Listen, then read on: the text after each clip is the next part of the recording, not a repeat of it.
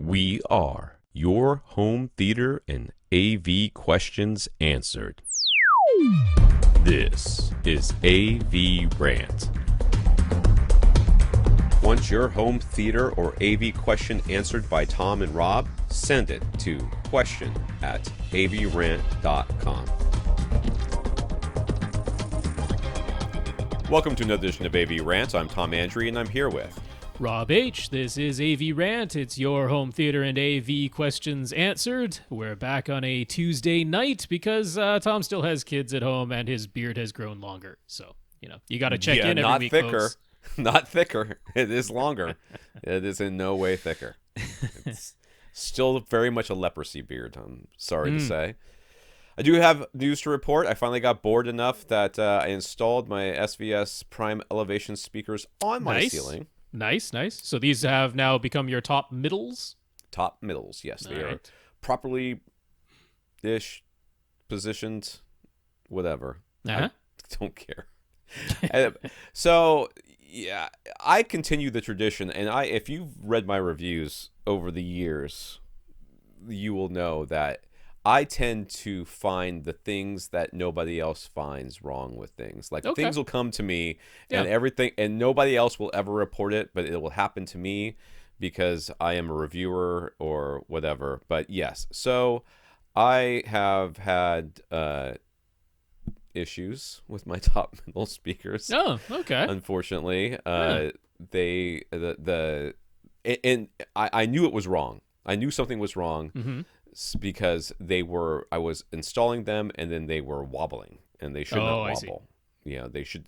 The biggest problem I had with installing the top fronts was that when you put them into the mount, it's like a keyhole mount, and you slide them to the side. Right, you slide them to the side, and that sideward sliding is the hardest part because it's really tight.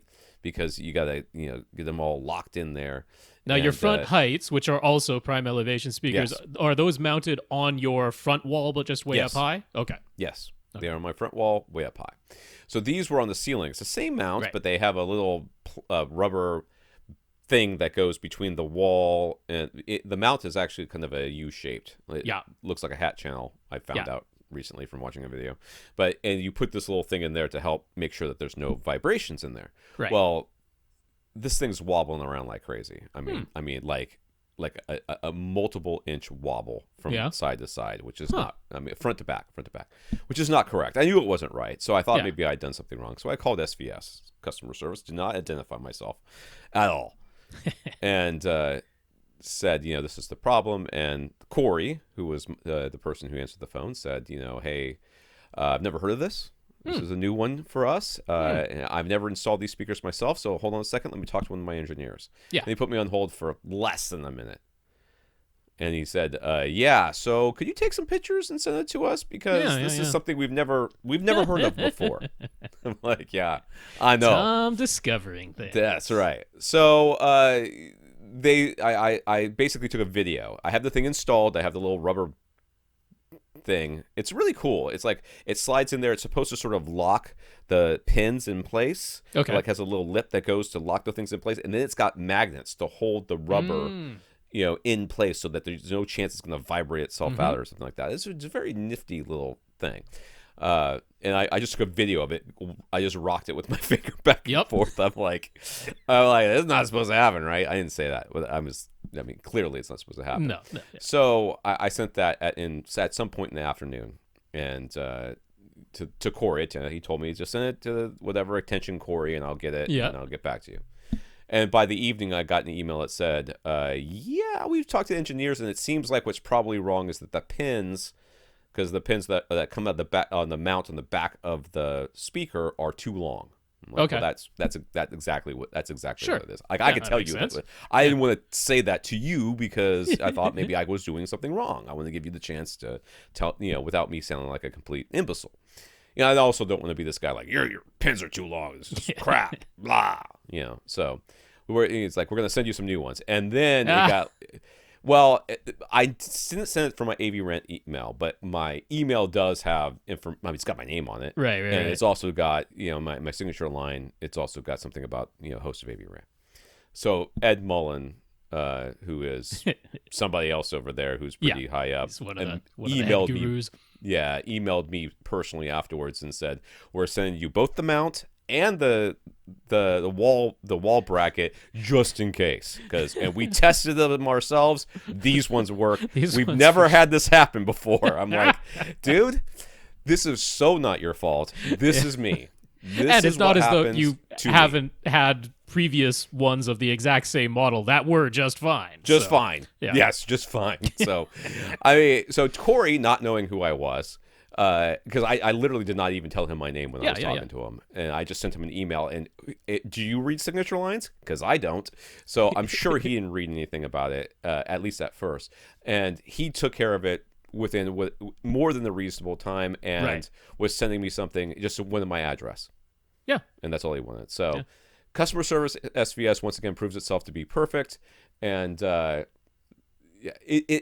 these things, it doesn't make, every time, it's like every time you're trying to do anything in your house, you're like, all I have to do is just, and when whatever comes after is absolutely wrong, and all I have to do is just install these speakers and I'll be done, and my home theater will be finished, and then it'll be fine. No. That's not how things work. No. Yeah. So SVS was great. So I'm glad to hear that that your woes have been home theater related. I debated with myself whether to say anything, but you know what? This is a community. I consider people who listen to AVRant my friends, and I've usually kept a pretty darn positive attitude, I think, through most things thick and thin. I'm not in a good mood today. That might be the first time I've just said that outright on a podcast, and it's because I want to do something that I hope will be a bit of a public service, which is I'm calling a lot of people, most of our listeners are in the United States. Most of the United States is not yet at the point where they're saying, hey, we're flattening the curve, or we're at the peak of this thing. It still seems to be going up in pretty much all the states. So in a way, I'm calling you from the future, because BC, British Columbia, the province where I live in Canada, we put out basically one headline saying it looks as though our curve is beginning to flatten. This is good news. God. But these are the numbers. Our numbers on Saturday and Sunday, still new cases being reported, but not as many as the Saturday and Sunday from last week, and not as many as were on Friday. And they put that out there. And of course, this weekend and Monday, the number of people out and about who are definitely not going to work. Okay, there are people going to work. We want them to be able to get to work. These are people doing essential jobs, because that's all that's open right now. And we need these people. Yeah. And that includes myself. And we need to be able to do our jobs effectively without people just going out for recreation. The message of, yes, good. It's an unqualified good thing that our curve appears to be beginning to flatten. That there's no downside to that, and that I don't want any public officials lying or anything like that. The numbers are the numbers, and what they need to stress, though, is keep it up. You're right. Now is not the time to start relaxing and breathing a sigh of relief and going out. I saw one woman out with 5 kids, and they were talking about how they're off to see their grandma. Yeah. And I'm like, that is so irresponsible on so many levels, and taking public transit to do it. Why would you want to get on a bus right now? Like, the mentality of that, like, if you have to, because this is how you get to your essential job, that is why the buses are still running, folks. Not so you can take a gaggle of kids on a bus that could very easily have things hanging around on its metal surfaces inside. So yeah. A little frustrated, Rob. You're a little frustrated. This is Canadian rage. Yeah. This is what I'm hearing right now. Yeah. And I mean, thankfully, the worst thing we can say about our president is that he said the word moistly, and that was like the biggest gaffe he's made. So hey, things could be worse. But for when your curves start to flatten. And some people are living in countries where it already has, and they're ahead of where most of Canada is. BC seems to be ahead of most of the other provinces because we shut down our borders like a little bit earlier than Ontario did, and that was to our benefit. Everything is telling us that the moment people start gathering again, the caseloads start going back up. So when your curves start to flatten, if they haven't already, please do whatever you can to encourage everyone to keep it up, stay at home, and don't start coming out. And I get it. It's frustrating. You're cooped up. The weather finally turned a little bit nice around here, and that's a rarity in Vancouver, so you got to take advantage when it does. I get it. But don't. Please. If anybody was thinking they would. And I don't think it's our listeners. But anyway, that's been my mindset. I'm sorry about it, but it's out there now, and I'm done. It's fine. Home theater. Here we go. That's fine. Yeah, I was right now. We are really in where I am at in Florida. We're very quickly approaching hopefully the peak, but we're definitely on the upswing. Right. So my wife has been desperate for me not to leave the house to go shopping. So I didn't shop all weekend, and I did go shopping today, and it was still like, I don't know what 6 feet looks like for some of you people, but I know what 6 feet actually is, and you actually touched me. So that's farther not than 6 you feet. think. That's right.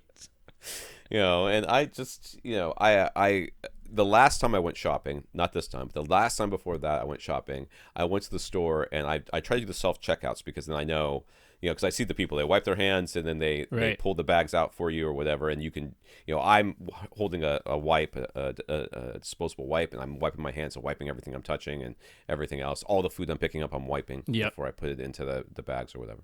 So I try to do that, but at this one store, I couldn't do that. So the guy was bagging the one thing I got from the store, the one thing I needed from the store. And he was having trouble with the bag, and he reached up and he licked his fingers and then he pulled the bag open. I was like, I don't know how to react right now, but I got home to my wife. I said, nobody touches this bag. Nobody sits in the back, because it was in the back seat of my car. Nobody sits in the back seat of my car for at least 4 or 5 days. I'm parking my car in the sun. I don't care. Nobody gets anywhere near this bag. I'm like, it was just like, my mind was complete. I was thinking of all the places he touched it and everything else, and I'm like holding it like it's a bomb. I feel like Nicolas Cage in The Rock when he's got those weird little balls of death. That's what I felt like. So yes, we have to be safe. We have to be careful. There's only so much you can do. There's only so much you can do. There's only so much you can control. You got to go out. You got to get food. You got to go out. You got to do certain things. Yes, try to minimize it, but we're here to make our home theaters as good as possible so that it's enjoyable to stay home. I don't know if this comes up in our news here, but my wife read an article about a hermit guy. He lives by himself away from people, and he wrote an article or was interviewed about how to be a hermit. And one of the things he did, he built himself a home theater. So that he could watch movies. We can relate. And just have something to do. And he had this catalog of 300 movies, so that when his mood got dark, because he was living alone, he has this catalog of 300 movies that are all uplifting that he watches. One of the ones he'll watch when he does this. And I was just like, that's right. Because home theater makes all of this possible.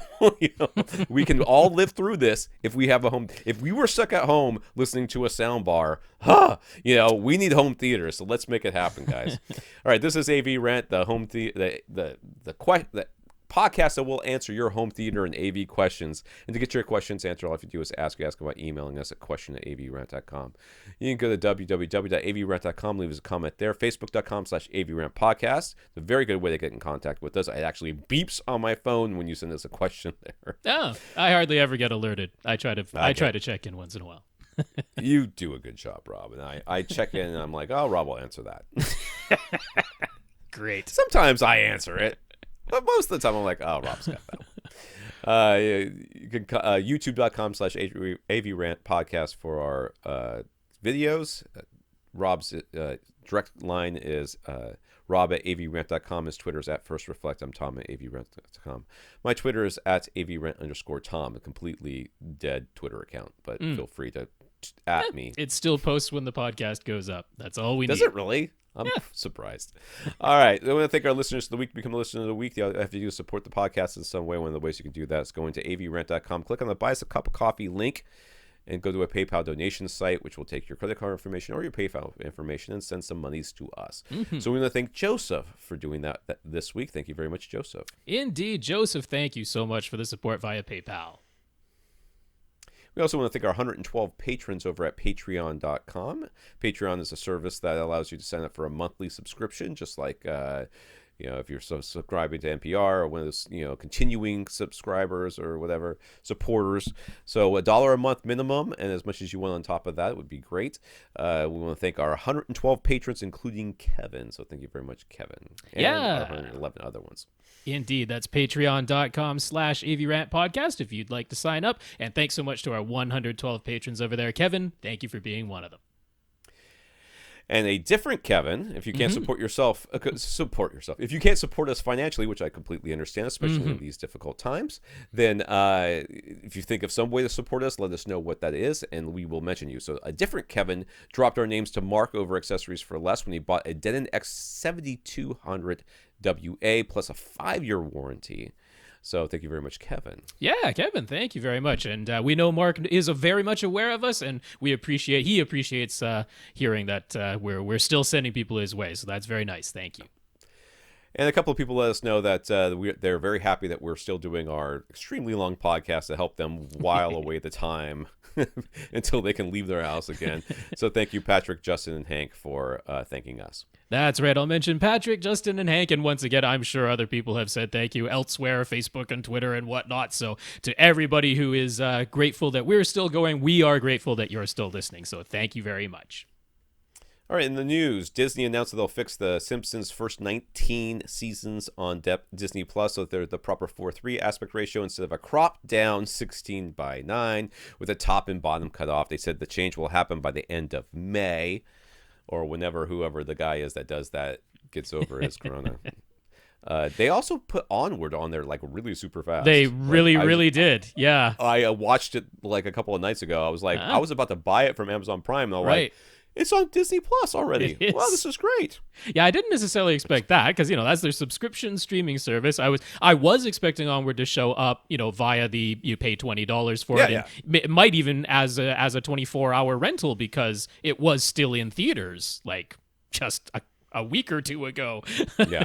Well, whatever theaters were open. I hope this is the new normal, but I also hope that, well, I mean, they're not going to, the Marvel movies won't apply since they pushed everything back. Yeah. I hope this is the new normal because this is great. That was great.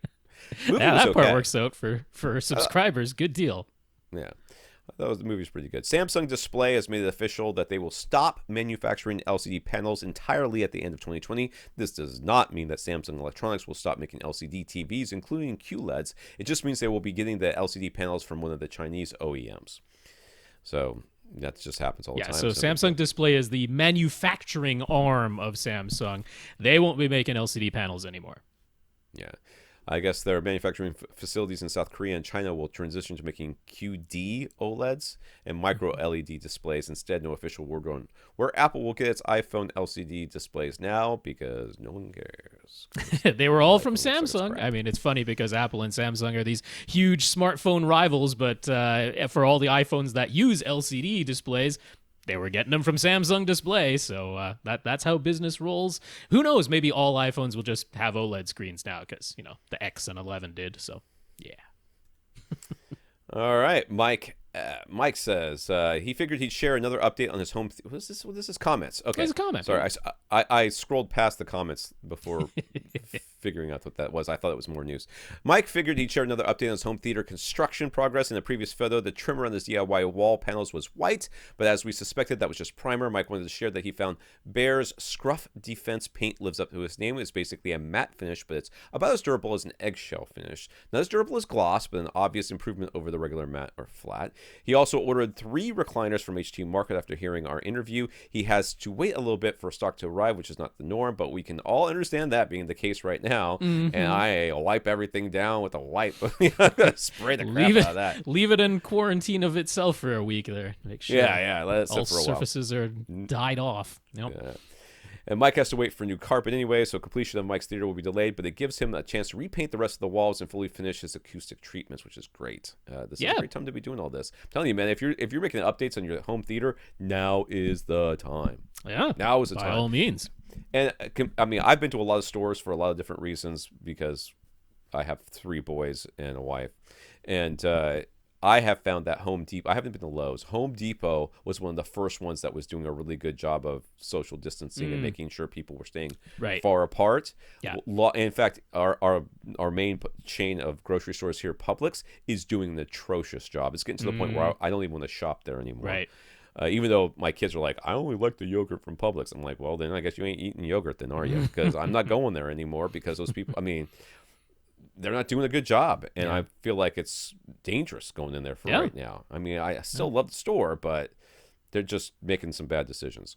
Herb wanted to mention that even though his Denon X4400H got a firmware update that specifically mentioned getting eARC support, he hasn't been able to get it to work with his LG C9 OLED. He tried getting new HDMI cables that are premium, high-speed certified, and definitely have the Ethernet channel as we instructed, but no dice. Turning eARC off on his C9 OLED got Atmos working from the built-in streaming sources, so his X4400H seems to work with regular old ARC just fine. Just something to keep in mind if others are experiencing ARC or eARC-related audio problems like Herb was. That's disappointing to hear, and who knows, maybe another future firmware update will get it fixed, or I don't know exactly what the issue was there, but eARC is a very brand new thing. It definitely does require HDMI cables that have the Ethernet channel. So if you have older HDMI cables, that's entirely possible that it could be the cause of the problem. But the whole idea is that you're supposed to be able to say, take an Ultra HD Blu-ray player, plug it directly into your TV, not into your AV receiver, and then use the enhanced audio return channel to send it downstream from the TV to your AV receiver, basically using your TV as the HDMI switch instead of your AV receiver. So hopefully it will get sorted out in the future at some point, but still growing pains as far as eARC goes.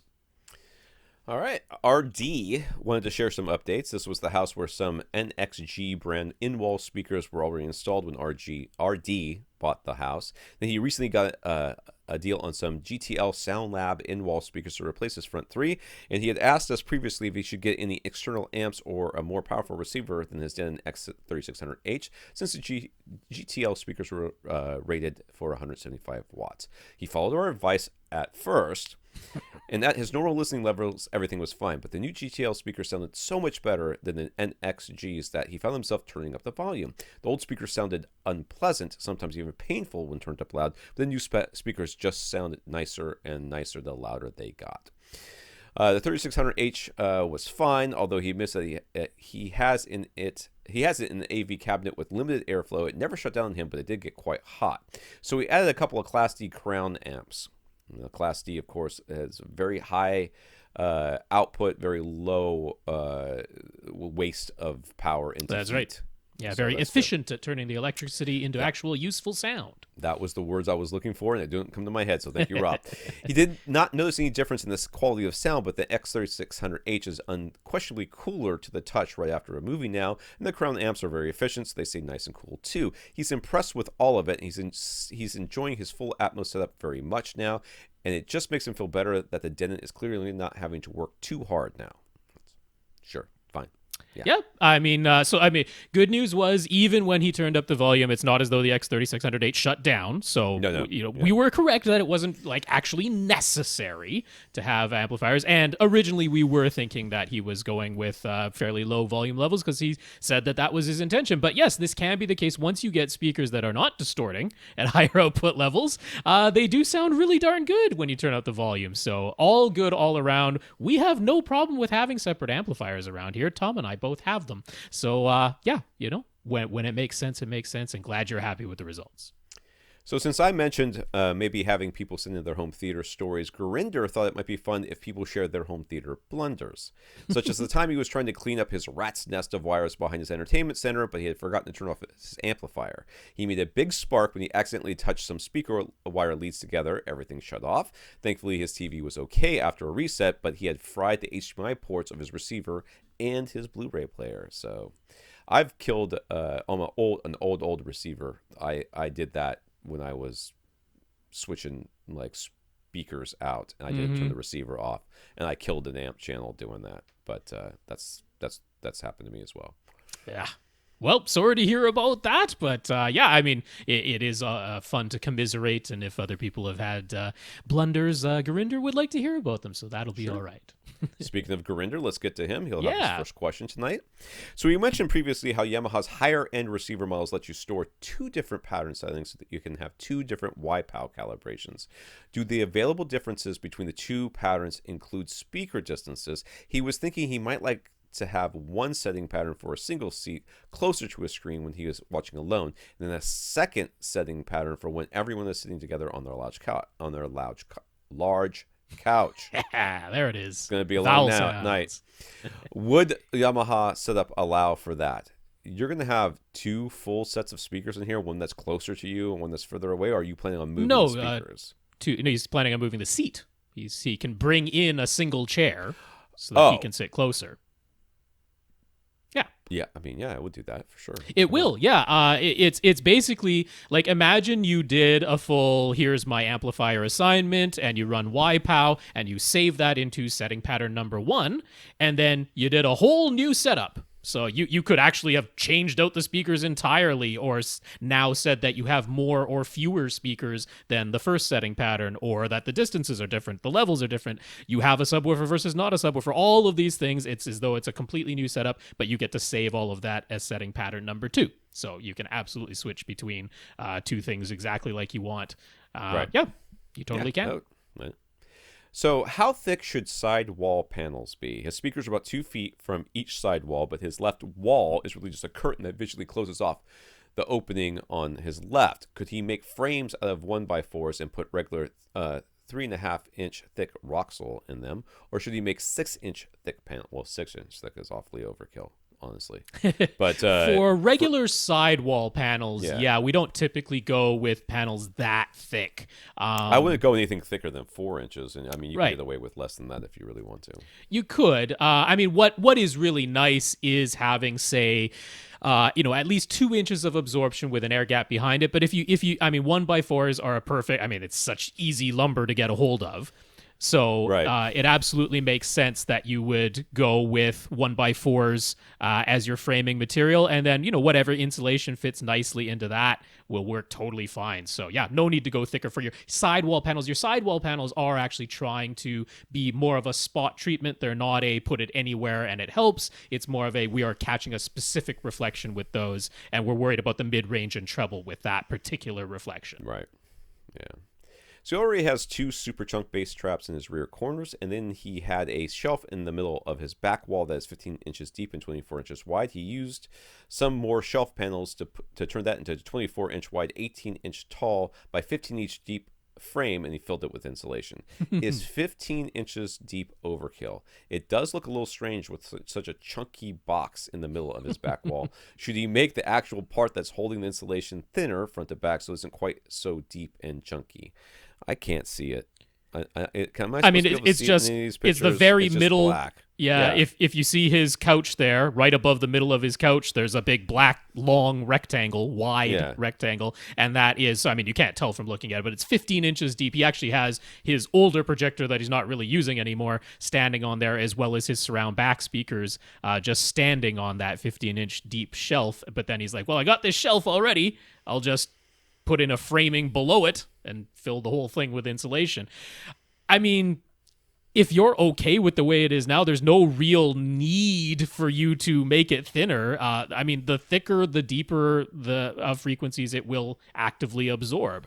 So, you know, I mean, if it's bothering you in some way, then yeah, you can make it thinner. I mean, most, even, you know, the thicker bass traps that like GIK sells, they're about 8 inches deep. That's their monster GIK trap, which is about 6.5 inches of insulation and then a 1.5-inch air gap, so about 8 inches deep in total. You know, and that's pretty effective to like just below 80 hertz, getting down to about 70 hertz or so. That's about as effective as most regular insulation can be. But the thicker it is, the deeper you go, and yeah, there's no reason acoustically to change it. So only if you really want to. That's right. And I mean, there's, you know, I mean, if you've already done it and it's not, I mean, if it's bothering you, sure. I mean, there's no reason not to, you can change it. I don't know if that's going to, you want to rerun your room correction once you do. But other than that, I don't think I would, you know, worry much about it. So he put hockey pucks under his center speaker to angle them up a bit. What we recommend is a more permanent solution.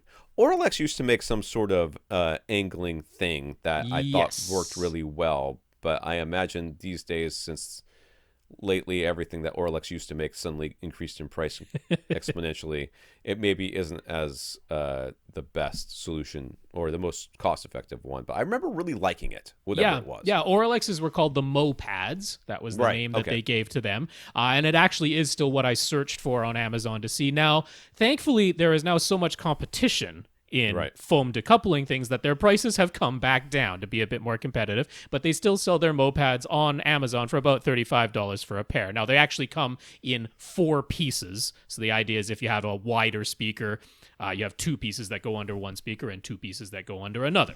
That way you can hold a center speaker with it or whatnot too. But there's one that's even cheaper that will do just as well. Let's see, what are these? What's the name brand here on these ones? They're $20 for, again, the same thing. Just the SM Pads is what they're called, and they're the exact same design as the Mopads, but for $20 instead of $35. And what's nice about these is they actually are like on an angled shape, but they have a second piece that goes into each of these, so you can make it flat, or you can make it a downward or upward angle, depending on which way you face it, or you can make it a even steeper downward or upward angle by turning the little foam piece that could make it flat. You turn that around, and now it makes an even steeper angle on it. So whatever angle you need, this is nice, stiff foam that it can hold 75 pounds, so it'll definitely hold your center speaker like 75 pounds without compressing. And yeah, that'll do the job. All right. I like it. When those Mopads came out, they were literally the only thing on the market. Yeah. Or Auralex came out with them. Everybody was like, "Oh my god, this is the best idea ever. Why haven't we thought about this?" And then everybody's like, "I can make that for cheaper." Yeah, pretty much. All right, Gurinder says, is it a good idea for bass traps to have a reflective layer across their front face? GIK offers traps with a membrane and or diffusion scatter plate. Gurinder was thinking he could put a layer of plastic, literally a black garbage bag, across the front face of his insulation and behind the fabric. What do we think? Don't do that. That's what I think. Yeah, I would definitely not be doing it with just a garbage bag. The membrane thing that GIK does, I mean, it's certainly a thicker piece of plastic than just like a layer of a garbage bag. Garbage bag is just going to like vibrate. You're going to hear it for sure. Yeah, how effective that really... I've never been the biggest fan of... I mean, an actual tuned like Helmholtz resonator... That's one thing, tuned membrane trap that is really only effective at like one particular frequency and a very narrow band to either side. Just putting something like that over top of regular insulation, I'm not really the biggest fan of that, even coming from GIK. The scatter plate is different. That's a little bit different because now you're just combining diffusion and absorption. And if I mean, honestly, when it comes to diffusion in a room like yours, Gurinder, I'll always say that you really want to measure, and you'll want to look at the time response. You want to look at the waterfall graphs, and if what you're seeing is unevenness in your mid-range and treble in terms of the decay times in your mid-range and treble, that's where diffusion will help you. So with measurements, you might be able to determine, oh, I actually could use diffusion in this room, and the easiest place for me to put that is over top of the face of my existing panels. That makes a lot of sense, but don't do the garbage bag thing for sure. No, I think the scatter plate thing is kind of an interesting thing because it's like semi-porous, right? So it's porous, so it allows like the bass waves to basically pass through it almost unimpeded, whereas the higher frequencies are scattered or diffused out, which is an interesting idea. For me, I very rarely have I found from a sonic standpoint much of a benefit of diffusion. I mean, that's just from my ears. That's not from measurements whatsoever. But the times I have been in rooms that have had diffusion, I haven't necessarily thought, oh, this is a better experience than I have had before. And I know, like in Gene de la Sala's home theater, he ended up removing it or moving it or did a bunch of stuff with it because he had a whole bunch of problems with it, with the diffusion. So I think straight absorption is is fine, and then if you want some diffusion, put a bookshelf someplace. So he's watching HDR movies on his JVC X790 projector. He's noticed that small bright objects like lights on the wall in the underground passage seem to smear and create sort of a lens flare type of effect that obscures other part of the image that are supposed to be in the foreground. Is that something physical, like lights reflections inside the light path of his projector, or is there some other way to reduce this? Yeah, so specifically when it's HDR on the X790, the X790 was one of those earlier models that it is HDR capable, but it was kind of before JVC knew exactly what they were doing with HDR. And what you're describing sounds more like what happens when basically it's not tone mapping correctly. It's kind of blowing out those highlights. Right. This sounds more like a software problem than anything physical. I mean, if it were light reflections happening inside of your projector, you would notice that with SDR too. It would be all the time. It would be constant. It wouldn't just be HDR. So this sounds like it's a tone mapping issue. I would definitely refer you to JVC's own HDR specific settings because they basically said, out of the factory settings, things aren't exactly correct when it comes to HDR, and they listed their own HDR specific settings. If you actually just search for JVC projector HDR settings on Google, it'll come right up. It'll be like the first or second result. So that would be the first thing to address there. I know he's already using a Panasonic player, so it shouldn't really be a problem there, but it could be from, say, streaming sources would show this type of thing too. So there might be some adjustments to make to your JVC settings. There you go. Juls. Last week we said Juls could pretty much use any amplifiers at all to power his 9 Google Chromecast audio dongles and 9 pairs of whole house audio speakers. We mentioned one option that would be to simply get 9 small Class D stereo amps, one for each Chromecast and pair of speakers. So any suggestions in the UK for that type of small stereo amp? I know that was just here, but I don't know there. So what do you got, Rob? Yeah, so I mean, I basically just did a Amazon UK search because I figure that should be widely available. There's a brand over there called Fosi, Fosi, and they have a lovely looking little 50 watts times 2 Class D amplifier.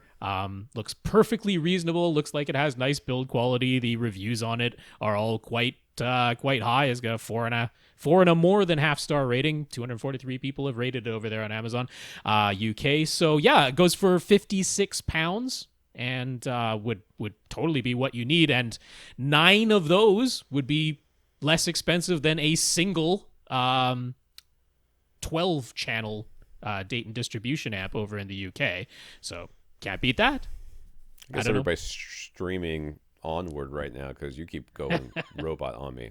Oh, is that? I mean, my thing looks okay over here, so I'm not sure what the issue is. I don't know. No, I told everybody to get off the internets, but my 16-year-old son is in high rebellion mode, but he's terrible at it. So his rebellion is to not do his homework, and they get mad when we yell at him about it.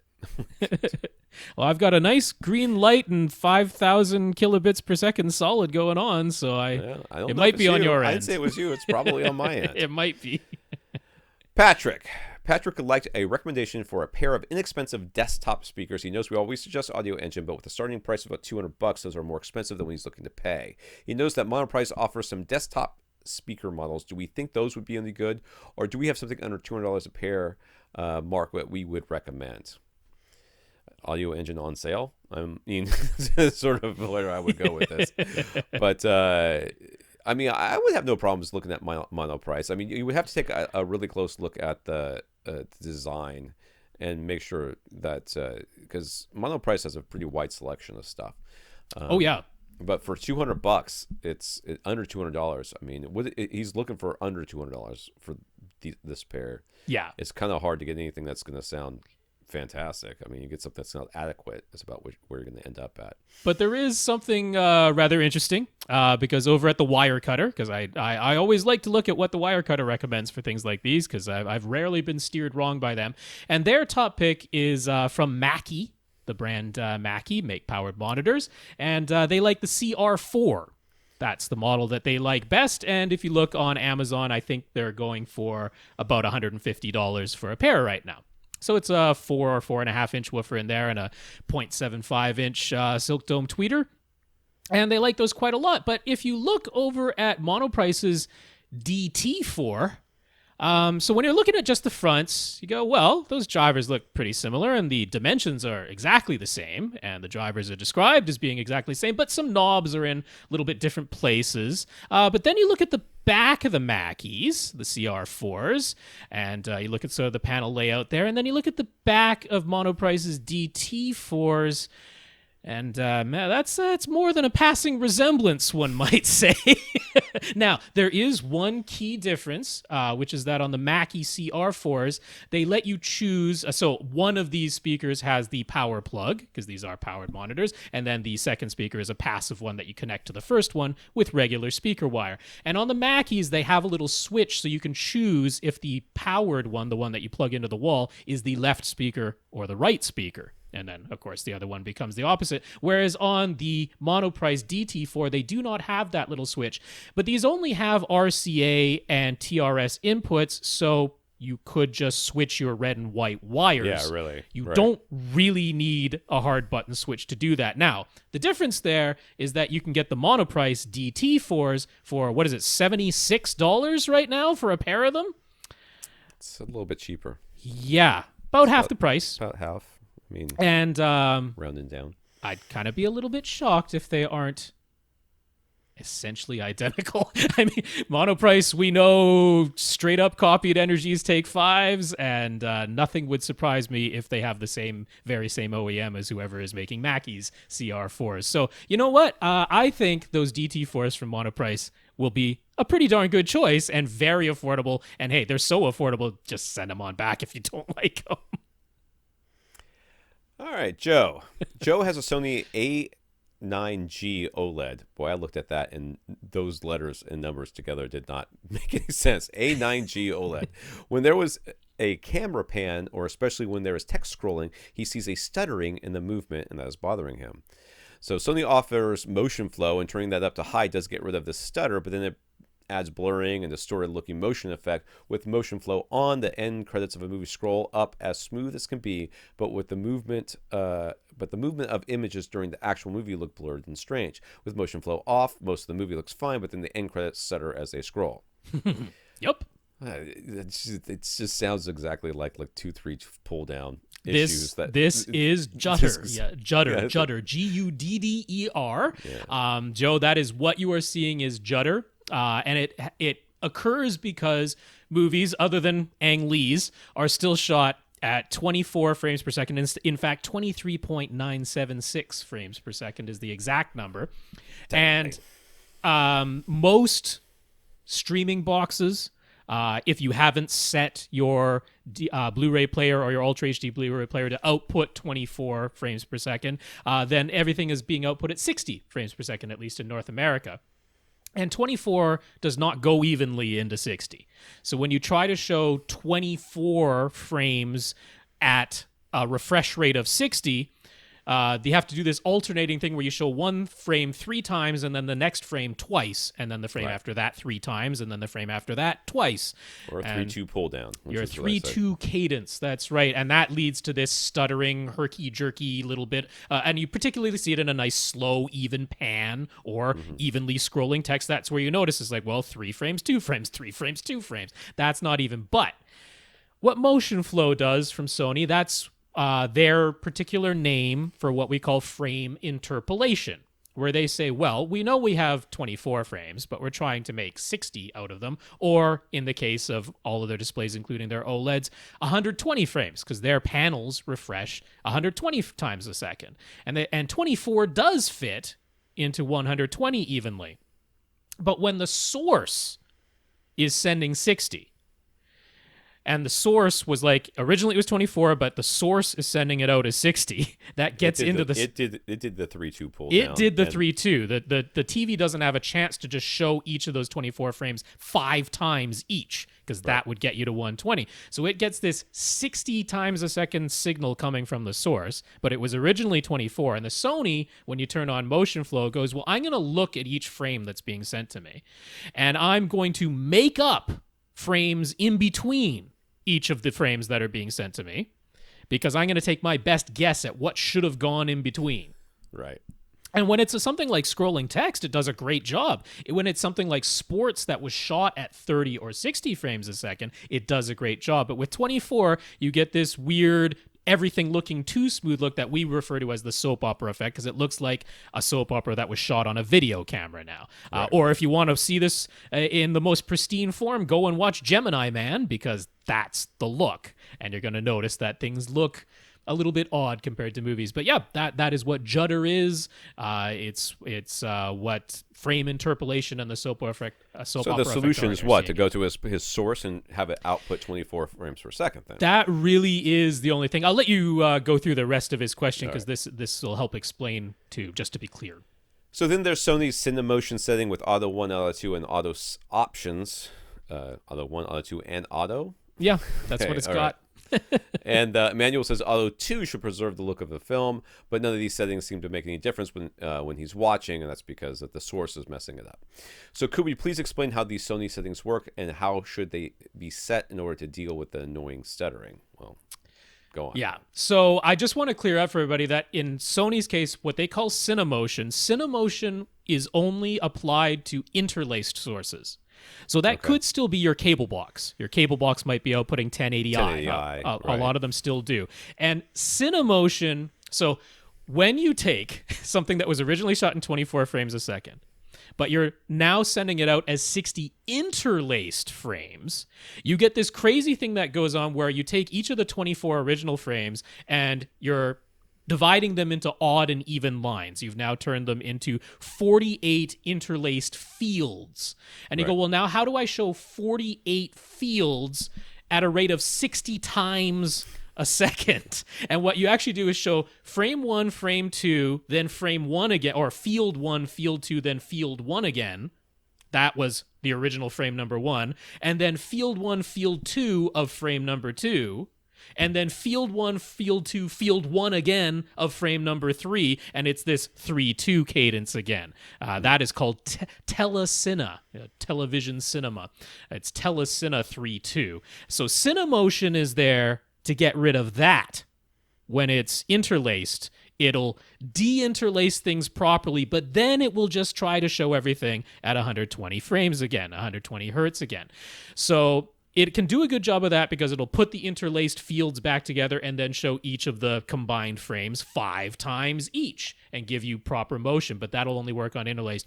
So yeah, the only option when you're watching a progressive scan source like your Blu-ray or your Ultra HD Blu-ray or one of the streaming sources like Netflix or Disney Plus or whatever it is, the source itself has to be outputting 24 frames a second. So that's easy enough on your discs. But for your streaming services, like, golly, the Apple TV 4K is really the only one that does it right. And when I say right, I mean automatically. The NVIDIA Shield can do it, but you have to, at a minimum, manually press a button to activate frame rate conversion every time, or in the case of like Disney Plus, it doesn't work, so you'd have to manually go into the NVIDIA Shield settings and tell it to output 24 frames a second, but then even your menus show up in 24 frames a second, and they're hard to use that way. So the Apple TV 4K is the streaming device that does this properly because it automatically outputs the correct frame rate for you. Yeah, not as simple as it should be, but you're seeing it firsthand. It's not the TV, though. It's not the TV. It's not the TV. And he said he settled on turning MotionFlow off and CineMotion on to just regular auto. Those are the correct settings, Joe. That is how your TV should be set. Now it's up to switching your sources to do their jobs correctly. So next time we get to a question that's going to take you a while to answer, you'll have to actually tell me because I'm not looking at you. But, okay. I'm going to go scour this house and figure out who's still using the internet because someone's doing it, because that's got to be what's going on here. Because I'm hardwired in. There's no reason there should be all this stuttering. With you. I mean, it might be coming from Maya, where you know, it could be coming from anywhere between apart. You and us. Yes, you and me, you and us. What? The royal Tom. The royal me. I mean, I do walk around in a cape now that I have my leprosy beard. But all right, Ryan. Ryan asks, have we seen the home theater gurus on YouTube? To Ryan, it seems like most of their information is correct. Then they go off with some strange recommendations and explanations that have Ryan scratching his head and thinking, well, that's not right. Do we have an opinion on them? No, I don't watch anybody else. I don't even watch us. I don't watch anybody else. I don't watch Gene's videos. I don't read anything really. I mean, I do. I read articles, but I don't watch. I don't want to watch about home theater. I think about it all the time. I don't need to watch stuff. I'll read some articles here and there, but I'm certainly not going to hear somebody else talk about it, especially if I think as soon as somebody goes off on a tangent where I know they're going down the primrose path, the wrongness, I'm like, I'm out, and that's it. And not a single podcast out there, and probably my own would also qualify depending on when I listen to it compared to when it was recorded. There's been plenty of times I've been wrong too, so I wouldn't blame anybody for saying, "Oh, that Tom guy, he was wrong that one time," and I stopped listening. So, but yeah, no, not me. As far I've seen a few, it's certainly not all of their videos, Ryan, but I've seen a few, and my assessment is pretty close to yours. By and large, their information is correct, but they do. I mean, basically, they go down some exceedingly specific scenarios that really don't apply to the vast majority of cases, and it can be a benefit if you are the 1 out of 1,000 people that actually applies to. So I'm not mad about that, but at the same time, for someone who's looking for easy to understand advice, it could easily lead them astray because they might look at some of the information that they're saying and go like, okay, that's what they said, but it really only applies to some exceedingly specific scenarios. When it comes to like specific ways that they'll measure some bass configurations or set up certain equalization patterns for multiple subs and that, it's like, yeah, I mean, what they're saying is not wrong. It's just only in wrong. Very specific scenarios. So yeah, scratching your head and going, that doesn't sound right. That's not the same thing that Tom and Rob would say. We take the sometimes opposite approach. I mean, if someone asks us for something very specific, we will get very specific. I'm sure you've heard us do that if you've been listening for any length of time. But we try to keep our answers as applicable to as many people as possible because we think that'll help the most people, basically. Right. But on top of that, though, I mean, when we give very specific answers to very specific questions, a lot of times what I hope that our listeners are doing is they're applying that knowledge or our information based in that context. So they're hearing it and saying, okay, I don't have that kind of room, so this doesn't really apply to me, but it's interesting that could be the solution in a room that's not my room. Yeah. Because that's the difference. We don't with some exceptions, we very rarely say, this is the solution. This is it. This is the right way to do it, and that's it. How to position subs in the rectangular room, we have the solution. We know where to do with that. Where about where to put your couch, we got some good ideas on that. Kind of where to put your room treatments, we've got some good ideas on that. But there's so many variables that go into this. And if you're listening to this, you should be saying to yourself, okay, how does this apply to my room? Doesn't apply to my room. Okay, so how does this apply to my friend's room? Oh, it does apply to my friend's room. So next time I'm in there, I can look around and say, oh, that's why I'm hearing what I'm hearing. Mm-hmm. So that sort of thing. He asked, what's a good SPL meter to buy from Amazon these days? Well, that's a good idea because, people like me and Rob, we've been doing this so long. We bought our SPL meters from Radio Shack back when Radio Shack was still a thing. Yep. And, well, hey, and people are like, oh, I want to spend. Can I get one from under $20? Let me tell you something about SPL meters. As far as I can tell, they don't ever break. They just, mine's older than my children. And it still works, okay? I don't even remember last time I changed the battery, I only had 2 kids, okay? So, if it costs a little bit more, just say to yourself, I will die with this thing. Is it worth the extra $20? Because that's probably what's going to happen. I mean, just keep it, inside and you'll be fine. Yeah, I'm going to go through 3 of them. None of them are over $60, so I don't think that's unreasonable for a tool that you can definitely use and probably bequeath to your children. That's right. So I'll start with the cheapest and the smallest and probably the most easily read and used, which is Triplets Sonacheck. Very simple, nice, big digital readout right on it. Now, what's important there is that it can be set to C weighting, which is definitely what you want when you're trying to use it to set your speaker levels. But it's like basically pocketable, nigh indestructible, very easy to read and use, and only costs $47. Now, if you want something that is objectively a little bit more accurate, as in its tolerance is going to be, tighter tolerance on it, there's the $60 Galaxy Audio Checkmate 130. You'll see these all over the place. A lot of videos you'll see people using this model of SPL meter. It's only $60, completely not unreasonable. And basically every unit tested against each other are accurate within about plus or minus 2 dB. So it's quite an accurate SPL meter. Pretty good.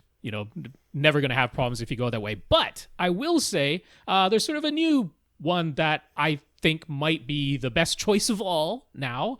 This is the BAFX, what is the actual number on here? The 3608. So it's probably the least memorable of the numbers, but it's the BAFX 3608. On Amazon, it's going for $58. What I like about this one is it's the only one with a USB output that you can connect directly to your computer.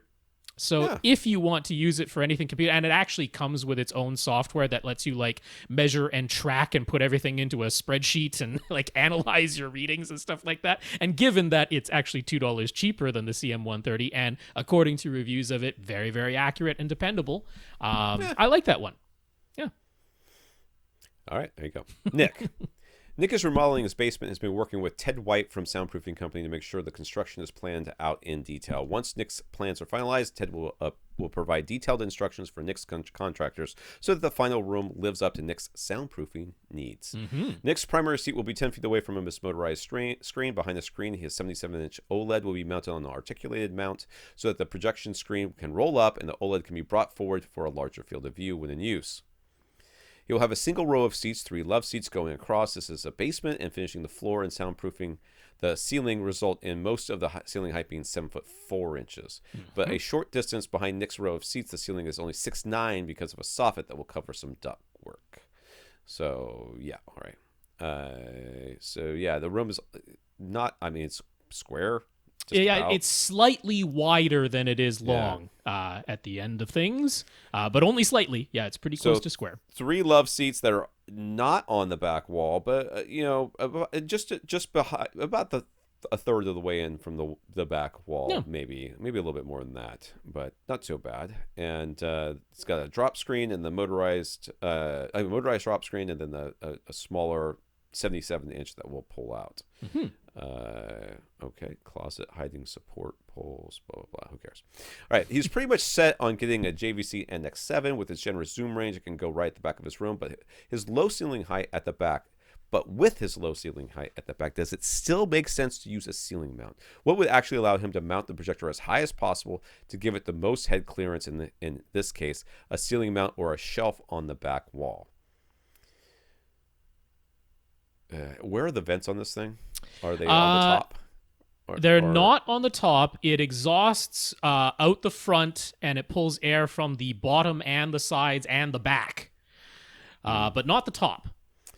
I mean, a shelf. I mean, a shelf would probably be the best. I mean, I would think. Yeah, I mean, because there are basically flush ceiling mounts for projectors, but then it would be going on your soffit, and very often soffits are not constructed, as sturdily as regular walls are. But by the same token, the NX7 is a big, heavy projector, the shelf that it would go on would need to be a well-reinforced shelf, not just a couple of L brackets and a piece of MDF that you buy from Home Depot. This would need to be a properly constructed heavy shelf, and you would want it to be deep enough that it would allow for room at the back of the projector so that air can come in through those back vents as well.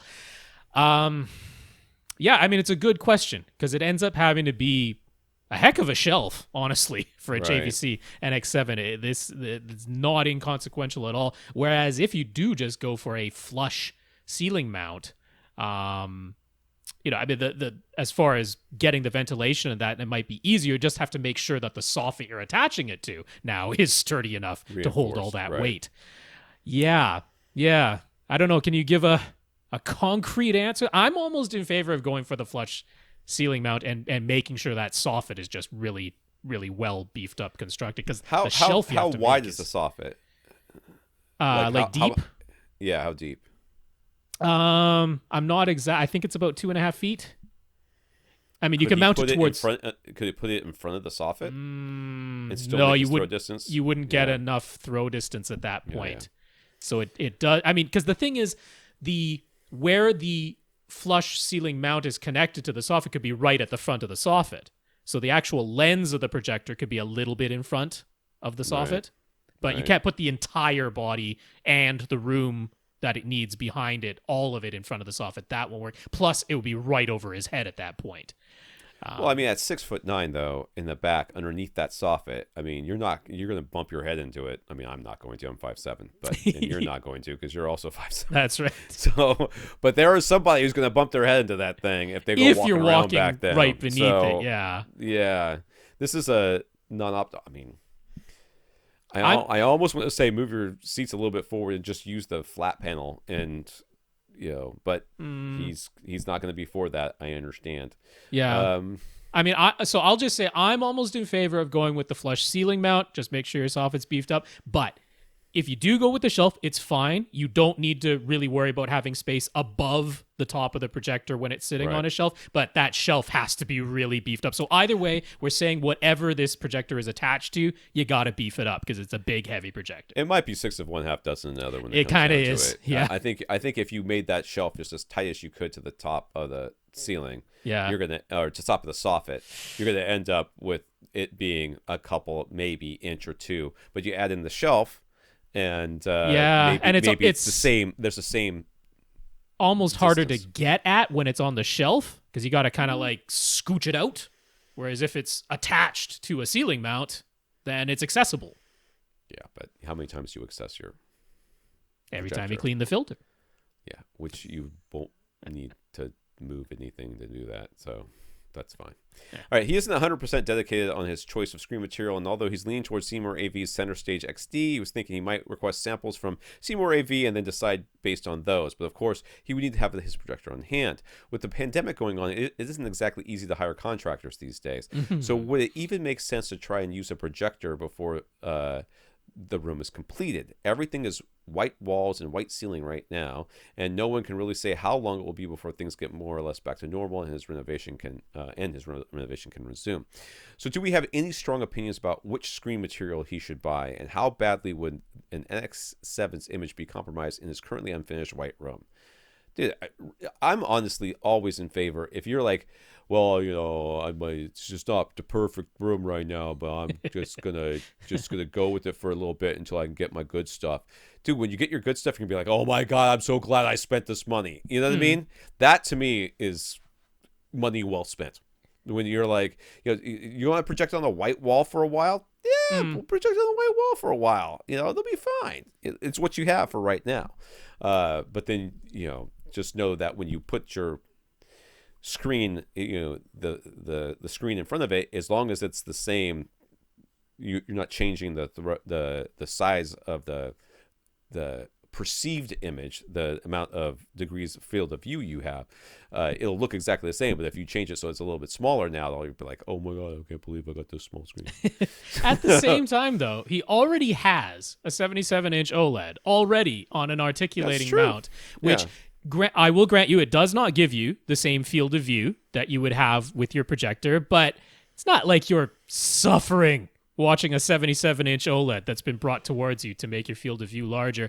Right. The reason I bring that up is because the NX7 is only going to get less expensive as time goes on. That's true.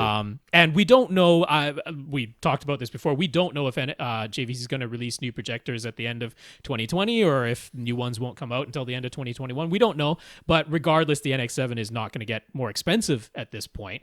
Yeah. So, yeah, I mean, you won't get the very best performance out of it with white walls and a white ceiling. Will it be watchable on a normal white screen with the lights off? Yeah, totally watchable.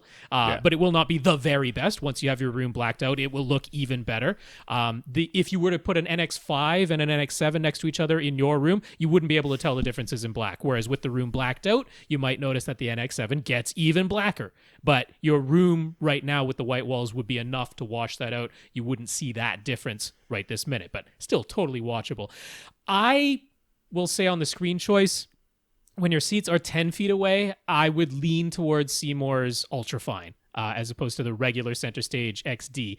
The regular Center Stage XD, you can see the pattern of the weave. I would say you need to be about 11, 12 feet to me is comfortable. If you're 12 feet away, go XD all the way, absolutely. But 10 feet, I would lean towards the Ultrafine. But I like your idea of getting samples first.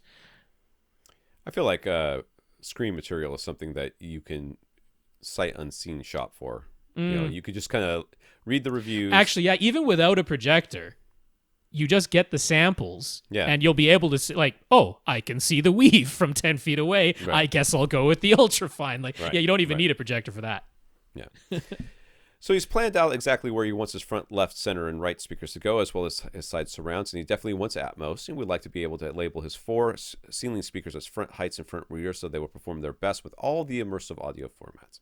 To that end, he worked out the positions on a ceiling that would place them at 45-degree elevation angles, but because the ceiling at the back of his room is only 6'9", they will end up being close to the back wall and relatively low. Does it still make sense to keep surround back speakers? No. Since he only has one row of seats... Wait, did I already answer the question? I'm still reading. Surround backs do not have to be up that high to provide a clear line of sight to all the seats. No, but they're still fairly close to where 45-degree rear heights would go. Or does he move the rear heights forward to provide more separation for the surround backs? No. But then they're no longer within the angle where rear heights are supposed to go. Could he still label them rear heights anyways and have it function well? He's thinking that with the room undergoing full construction, he would pre-wire for 6 overhead speakers as well as front wides, even if he never ends up using those. So what would we suggest for his very best speaker layout? 5.1.6. That's what I would wire for. 5.1.6. Or including front wides, it ends up being 7.4. If you want to do front wides, is he doing front wides too? Oh, he's going to wire for them.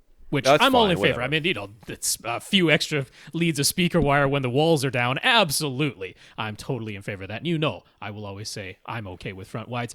It's a complete waste of speaker wire, but knock yourself out. That's really not that much. So I mean, this is Tom and my classic difference of opinion, because I think surround backs can still be nice if you're the type of person who enjoys such things. If you already know that you like surround backs, I am not going to tell you that you must get rid of them. And I actually will say, even so, when you look at this in the diagram, right, in terms of how far apart he's labeled them as TR for top rear, but where his rear heights would go compared to his surround backs, front to back distance wise, they're really close. But you do have, if you had 2 rows of seats and you had to mount your surround backs fairly high, I'd be like, you're completely into redundant territory. But you can have your surround backs not that high. I think you're actually okay with your current plan. Tom will tell you just get rid of your surround backs. Whoever you prefer the opinion of, it's going to be all right. I'm right. It's going to be all right. Rob gets to be right all the time. I tell Rob he's right all the time. He is dead wrong here. It is, All right. I am telling you, this is wrong. Surround backs are the least important speaker in your entire arsenal, especially if you're going to have overheads. I mean, it'll be fine. You'll never I will definitely them. tell you, if you got rid of the surround backs, the chances of you actually outright missing them are really, really low. But I wouldn't actually move your rear heights. They are where they should be. Yeah. Keep those there. Yeah. So all of his gear will go in an equipment rack in the adjacent closet. Nick is trying to work out what his electrical needs will be. He wants an outlet up high for his projector at the back of the room, plus an outlet for his OLED at the front of the room, plus power for his motorized screen. He wants 4 subwoofers, 1 at each corner. So outlets for all of those, plus whatever outlets would be typical along each of the walls. As far as the gear in his rack goes, he'll have his Denon receiver, his 5-channel outlaw amp, and several source devices, including game consoles. So how many outlets should he request to have wired in on independent circuits in that equipment closet, and how many independent circuits do we think are needed within the room itself? Independent circuits? I mean, okay. So the reason to have independent circuits is that if the gear is interacting with each other in such a way that it causes like hums and buzzing and stuff like that. That's my understanding. I'm no electrician, but so also you can reach full electrical load, because I mean, of course, you can have multiple outlets attached to one circuit breaker. Right. Well, first of all, let's talk about a couple of things. First of all, you didn't say anything about battery backup in here, and I know there's already an issue right there. That's the main. Second thing. of all, you don't want an independent outlet for your projector up high. You want an outlet that goes from your projector back down to your equipment rack. That's with a female or male or whatever it's called. Yeah, male inlet inside of your equipment closet. So you'd have a male inlet in your closet that is connected to via regular Romex inside your walls and through that soffit where the projector is going to end up to a regular female outlet by your projector. But you've essentially just created an in-wall extension cord. That's really all we're talking about, so that you can plug your projector into a battery backup unit that exists in your equipment closet. I mean, I would also think about doing that for that motorized screen too. Exactly. The motorized screen, one of the easiest ways to control it is, when you power on your projector, it also powers on the motorized screen, and that tells it, like a 12-volt trigger basically tells it to lower. That way there's no IR controls, there's nothing. It's just if the projector goes on, the outlet that's a slave to that outlet then also goes on, and APC units can do stuff like that. Yep. You can program them to do stuff like that. So that makes it so that when if I say Harmony, turn on my my projector, the screen comes down automatically. You don't have to have a separate command for it or anything. And the projector goes off, the screen goes up. That's all there is to it. It's as simple as that.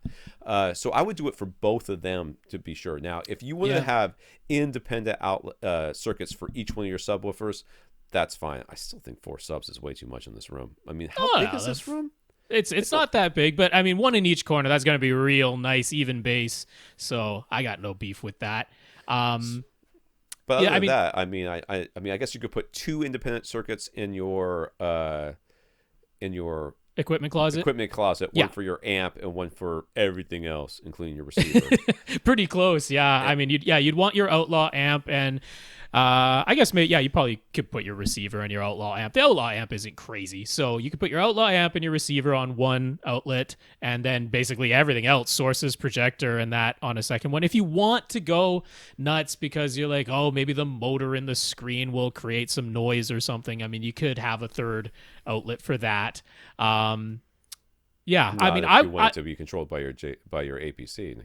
You can do that. That's true. Yeah, it would be connected. The APC APC should get rid of any noise that would be in there anyway. So. That's also true. Yeah, but I mean, I would like to have at the back of your room for your projector, I would want to have an in-wall extension that goes to a male inlet that's in your closet. And at the front of your room, for your OLED and your motorized screen, I would want to have another in-wall extension that goes to a second male inlet in your equipment closet. So I'm not worried about putting outlets at the front of your room for your screen and your OLED, although you'll probably still have a regular outlet on the front wall, but it'll be down low, not up high. I want you to have the up high outlet leading to a male inlet inside your closet. And yeah, you need 2 dedicated outlets inside of your equipment closet, but you don't need more than that.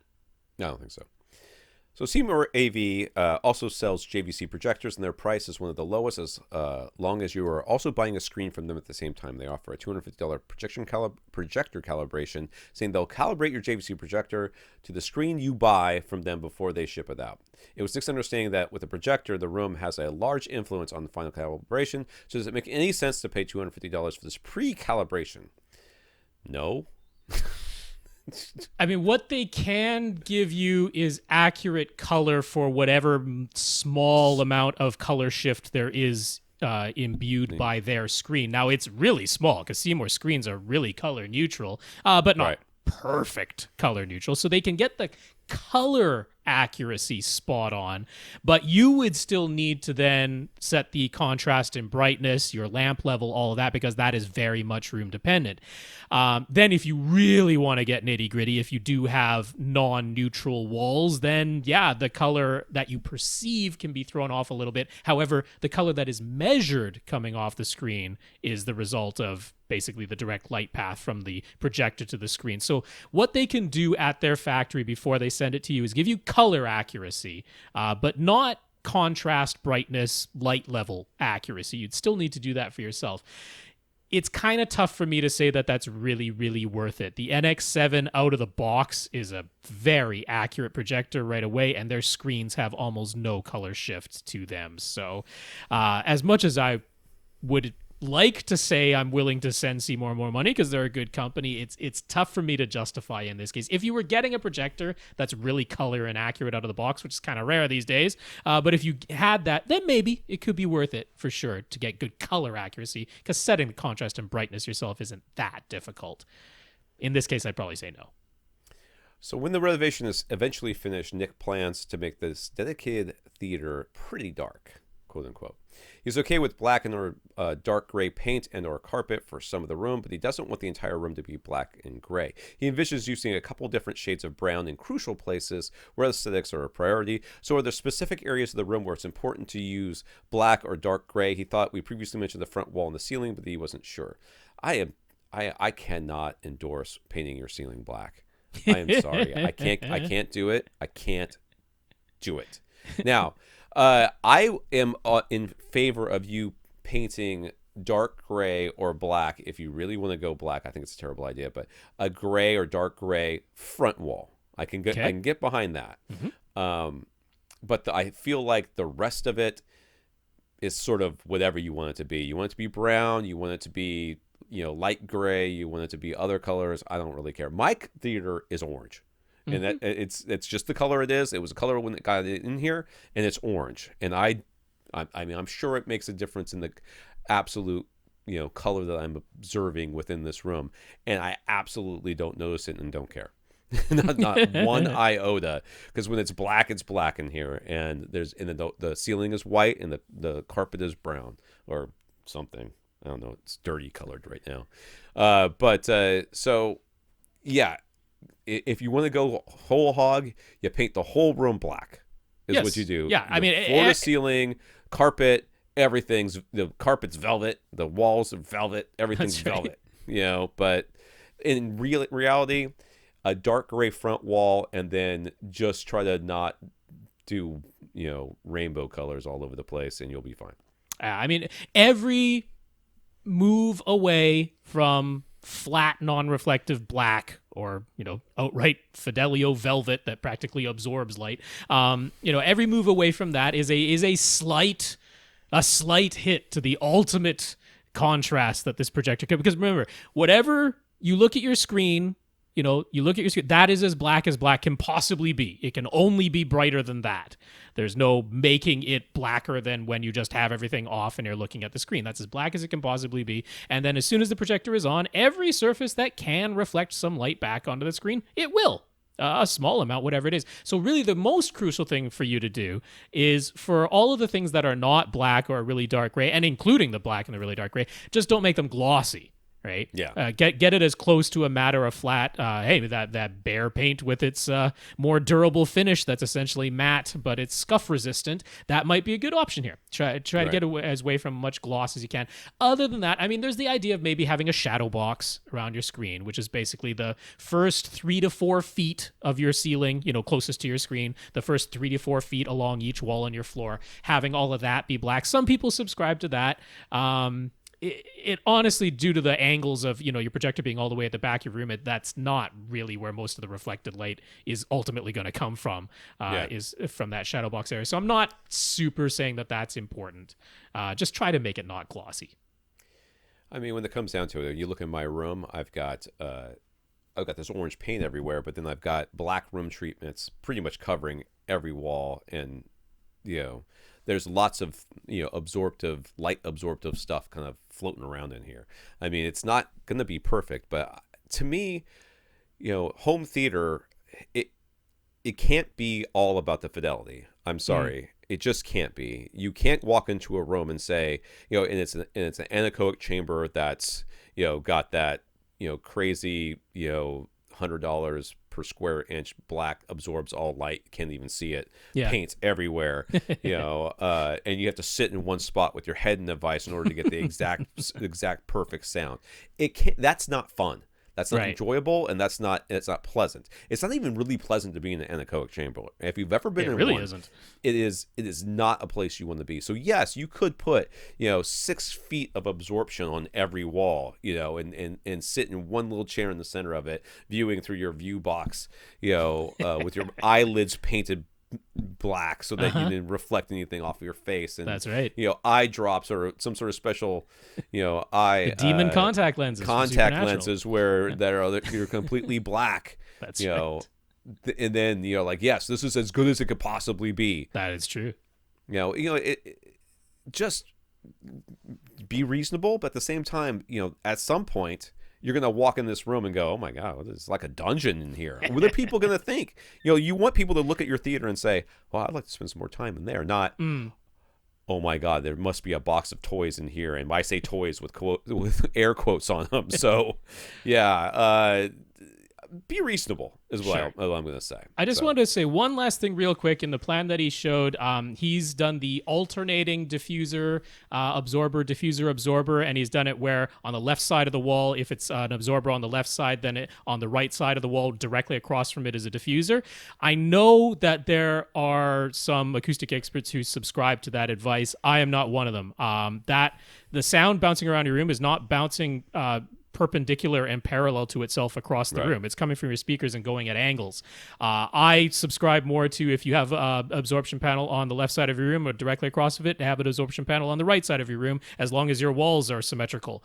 That's the way that I don't want uneven reflections from my left and right side of the room. That doesn't make sense to me, and they're coming at angles off of you. I would also say I wouldn't go for just diffusion panels. In a room this size, you can basically never have too much absorption as far as your lower mid-range and upper bass is concerned. So I like having diffusion in here, but I would go with GIC scatter plates. Everything he has in here is from GIC. I would go with their scatter plates and put it on top of absorption and have two birds with one stone. It gives you more absorption, which is pretty much always a good thing in a room this size. Not your first reflection point next to your speakers. Just have a regular absorber there. Yep. Justin asks, what's our take on Andrew Robinson's opinion piece in the Home Theater Review? The next frontier in AV is the user interface. I did not get this email, so I don't know. The basic thrust of the article is that what used to drive sales and user brand loyalty were the traditional bigger, better, faster specs and having the best performance and functionality. But now that we've reached displays that can basically show us everything the eye can see, and audio equipment that can deliver everything the ear can hear, now it's going to be more about how easy it is to engage with products and the author thinks that there's a lot of room for growth there. Not only would improved user interfaces allow people to more easily set up and use products, it might also allow them to get the best available performance out of them, while today's clunky UIs and menus are leaving potential on the table since users don't really know how to access it and there isn't much help for them within the products themselves. He points out how major brands are adopting UIs made by third parties, like how Sony's TVs use Android and TCLs use Roku. So what do we think? Do we agree that the next battleground for AV products are their softwares, menus, and UIs, or will people always be drawn to more pixels and higher watts? Well, I mean, one of the things that we're seeing more and more of is just the integration of She Who Shall Not Be Named and, Siri and the Google Assistant is in there too. Yeah. This is what is driving that. And the reality here is you don't know what you don't know. And most people, at least in the world of AV, have no idea what they don't know. All they know is that they cannot hear the voices. So what do? They turn it up louder. Right? And they're like, I still can't understand what's being said on this stupid TV.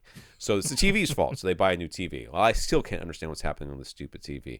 So they buy a sound bar. And the sound bar is, to the side of their entertainment cabinet or whatever, because it doesn't fit inside of it. So they put it to the side. Like, I still can't understand what's happening on this stupid TV.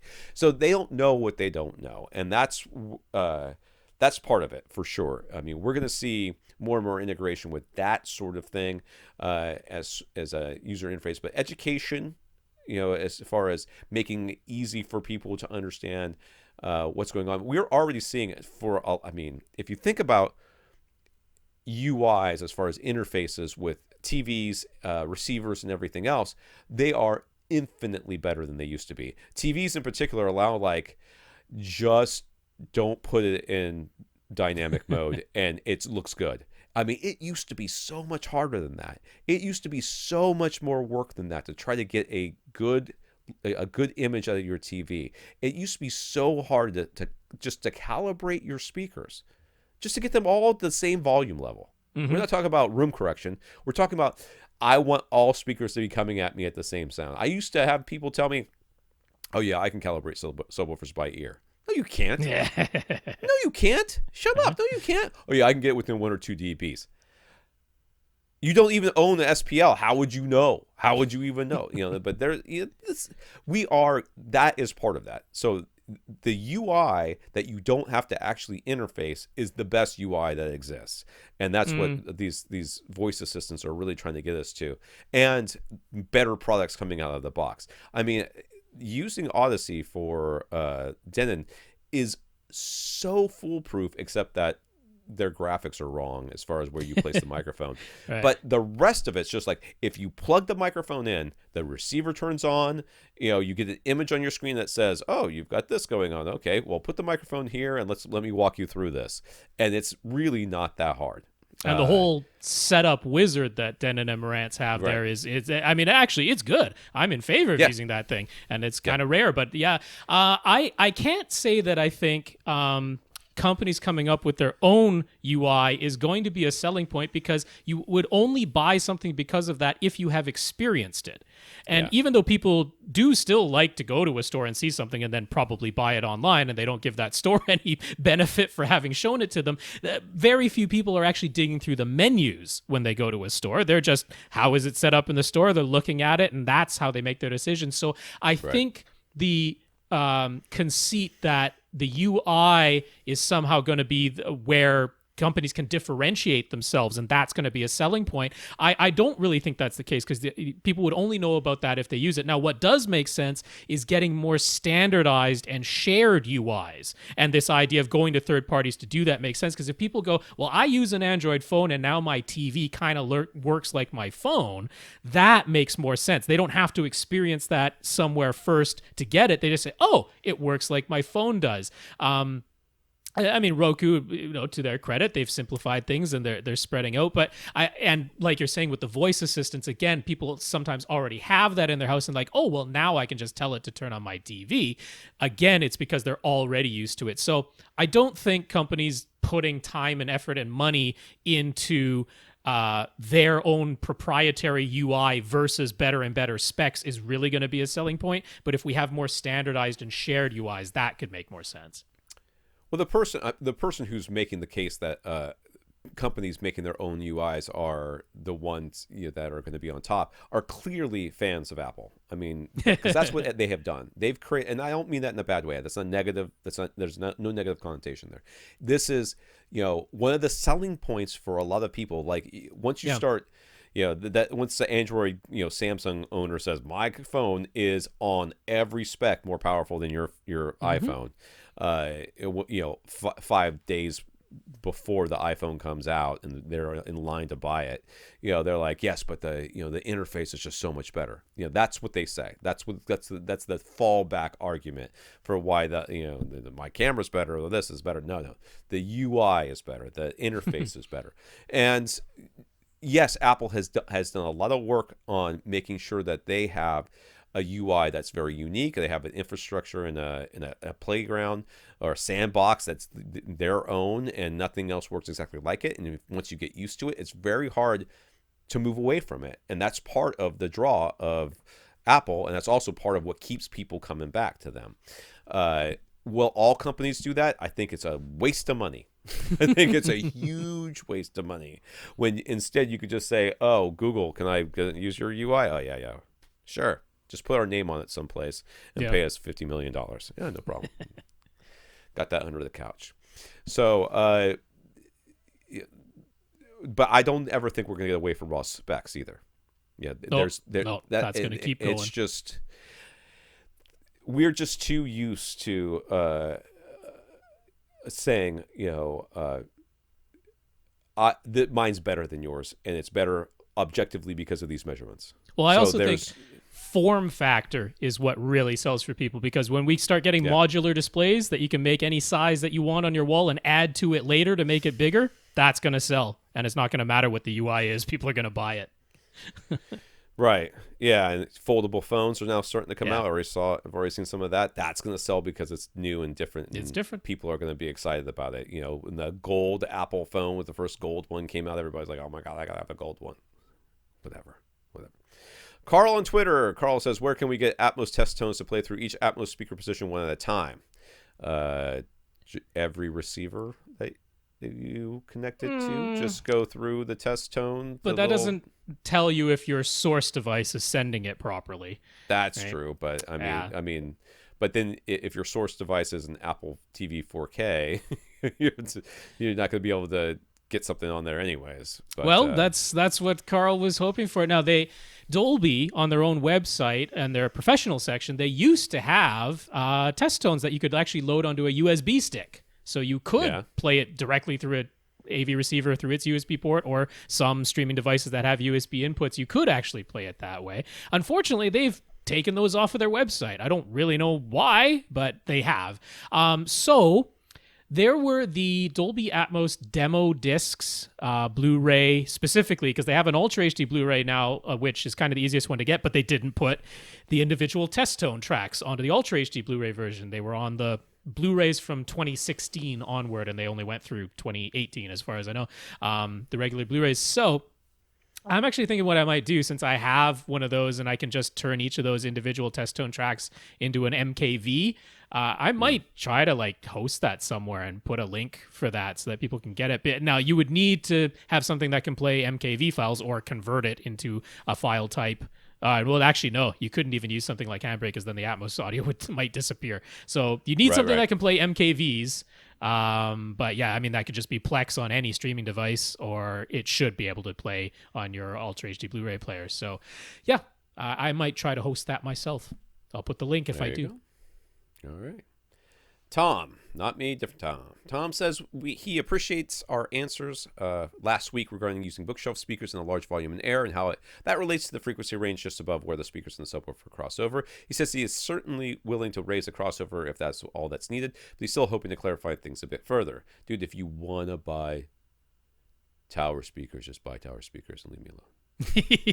That's not quite it. I'm just joking. I don't know. I haven't read the rest of this question yet. Let's go. All right, here we go. Basically, if there is an objective, measurable way to see how low a pair of bookshelf speakers can play in a given given room size, or if it's large. In his case, he has Room EQ Wizard and the measurement mic, and he was able to use that with his Ascend bookshelf speakers and his SVS PC13 Ultra sub to get a very nice blend that has good bass response at his seat using a mini DSP. But of course, all that was done with sweeps playing at about 75 dB and definitely never louder than 85.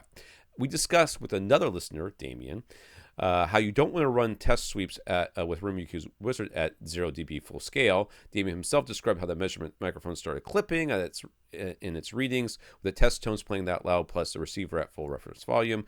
So how can Tom, him, not me, see or test more objectively whether his bookshelf speakers can honestly keep up down at 80 to 160 hertz? I don't know. Well, so I mean, if they're playing at 75 and you're at 75 dB and you're not like maxing your volume dial to get there, I mean, it should be fine. I mean, I don't really know what else to say. Well, you basically there's can headroom. Extrapolate, because if you take a reading at, like, start your reading at 65 dB, do another at 75, do another at 85, and all of those are fine. Your mic won't clip, and Room EQ Wizard can output that totally fine. So if you do those 3 readings, and if you're not seeing any change in the downward slope at the bottom end of your bookshelf speakers, then you're getting a pretty good idea that at least up to 85 dB, they're not starting to compress or anything like that. You can also look at what equalization needs to be done in order to get the low end of your speakers to blend with your subwoofer at, say an 80 hertz crossover. And if you're seeing that the equalization is having to boost in that low end, well, then you know that the speaker actually is within this volume of air rolling off down towards that bottom end and having to be boosted up by the equalizer. So you have to use your Odyssey editor app to do that? You could do that if you don't. I mean, in his case with Room EQ Wizard, he can just run the 3 different sweeps and see what the response of his speakers are. And you can sort of extrapolate. Now, of course, as you go up and up and up, you're going to start compressing more and more and more. But if you're basically seeing that it's that curve is staying the exact same shape going up, then it's going to remain at that same shape up to the power handling limits of the speaker. It's not as though the speaker starts to have crazy frequency response. It will beyond its power handling rating, right? So with the Ascend speakers that are rated up to about 300 watts, they're, have high power handling in that, you can keep going up to that power level and that response will remain pretty darn close to the same. It'll start compressing towards the top end of that. So yeah, you can basically do a little bit of extrapolation there with that. The other alternative would be to get a higher end microphone that can simply measure up to 120 or 130 decibels. You get one of those Earthworks mics or something like that, which is like what Josh Ritchie uses over at Database to measure his subwoofers that play up to like 140 dB. But then you're spending several $100 to $1,000 on your microphone. But or you can just take our word for it. You can more or less extrapolate, with reasonable level test tones and seeing what your equalizer has to do down there. So Dolby recommends that your front, left, and right speakers be positioned at plus or minus 22.5 to 30 degrees to the left and right of straight ahead center, so a 45 to 60 degree spread. For their part, THX has always recommended a 45 degree spread for home setups. So what are the pros and cons of increasing or decreasing this angle? Do either of us have a strong preference for a particular angle, and if so, why? It is so speaker dependent. It's almost impossible to answer this question. I don't like having speakers super wide, generally speaking, but then again, a lot of times that's just the way they have to be.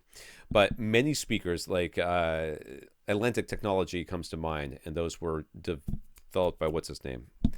Atlantic Technology. That was. Oh my God! It's just fallen out of my head completely. You could always point him straight forward because his off. Was that Vance Dickinson? Did he do Atlantic? I think it might be. Okay, I don't remember exactly, but those speakers you could place them very, very wide and face them exactly forward, just about with very little toe in, because their off-axis response was just absolutely the same as their on-axis response. I mean, it was just up to like 30 degrees, 35 degrees.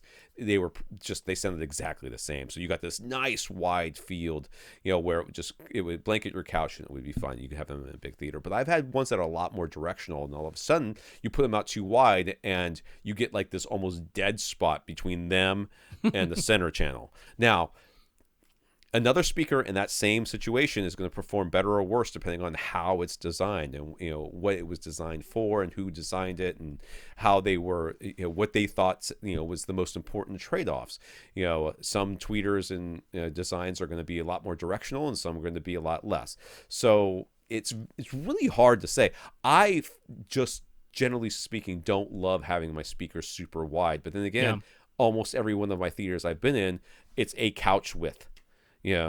Apart. And a lot of times, even if my couch is super wide, if you're sitting at the ends, there's a speaker right dead in front of you because I don't want them I don't want them too wide. But that's more of a visual thing for me, and because it tends to be more forgiving of more directional speakers. Yeah, well, the visual certainly plays into it as well, because if you start with viewing angle, if you start with your field of view for your display, and you're like me and you prefer a 45-degree field of view, well, then your speakers are going to be just to the outside of that, and that's going to anchor sounds that are panning left to right to the edges of your screen. But again, if you're like me, and in my case, I've got a small enough room and sitting close enough that even with a 45-degree field of view for my display, my speakers are outside of my display. They're not behind an acoustically transparent screen. Well, they're going to be a little bit more than a 45-degree spread because they're just going to the outsides of a 45-degree field of view. But that's basically what I prefer. I like to have my left and right speakers pretty close to the edge of my image, as long as my image is big enough. Now, if I'm going down to like a 30-degree field of view for my image, I'm still probably going to have my left and right speakers at about a 45-degree spread, because I don't want to get them too narrow in front, but I'm generally not in favor of having them really wide apart. I'm going to be closer to 45-degree spread in most cases, but a little bit wider because that's how wide I want my display to be. Right. Yeah. So it's also has a lot to do with the fact that you and I live in normal spaces. Right. If we were rich people with, a 5,000 cubic foot theater, not a room, but a theater, where we had multiple seats and everything else, like 20 feet apart. It's about right. Well, I guess if I could have the full 24 floor level speakers that are capable in an Atmos setup at home, then yeah, I'd probably have them out at the 30-degree angles, because I'd also have, 2 more speakers between my front, left, right, and my center, because that's what Atmos can do at home, and then I'd have front wides as well. So yeah, it could change, but in general... I still wouldn't have front wides just to piss you off, but yeah. Chris was happy with the recommendations for the Samsung CHG70 computer monitor as a small HDR-capable display, but when he went to examine its specs on its webpage, he noticed that it doesn't appear to have normal VESA or VESA mounting points, and Chris needs to use his existing screen mount. Is he mistaken? Can the Samsung's adjustable table mount somehow work with a VESA mount, or do we need to come up with a different 27-inch display that will deliver decent HDR for around $400 or less? So there's a picture here, and I don't know if you guys are seeing it, whatever, but it's the back of the TV is sort of curved, and it's got like an articulated arm that's going into like a socket, and very smack dab in the center of this thing. And then Rob or whoever has included the other stuff that comes with it. And one of the things that comes with it is this round thing that looks like a thing that's supposed to be for the VESA mount.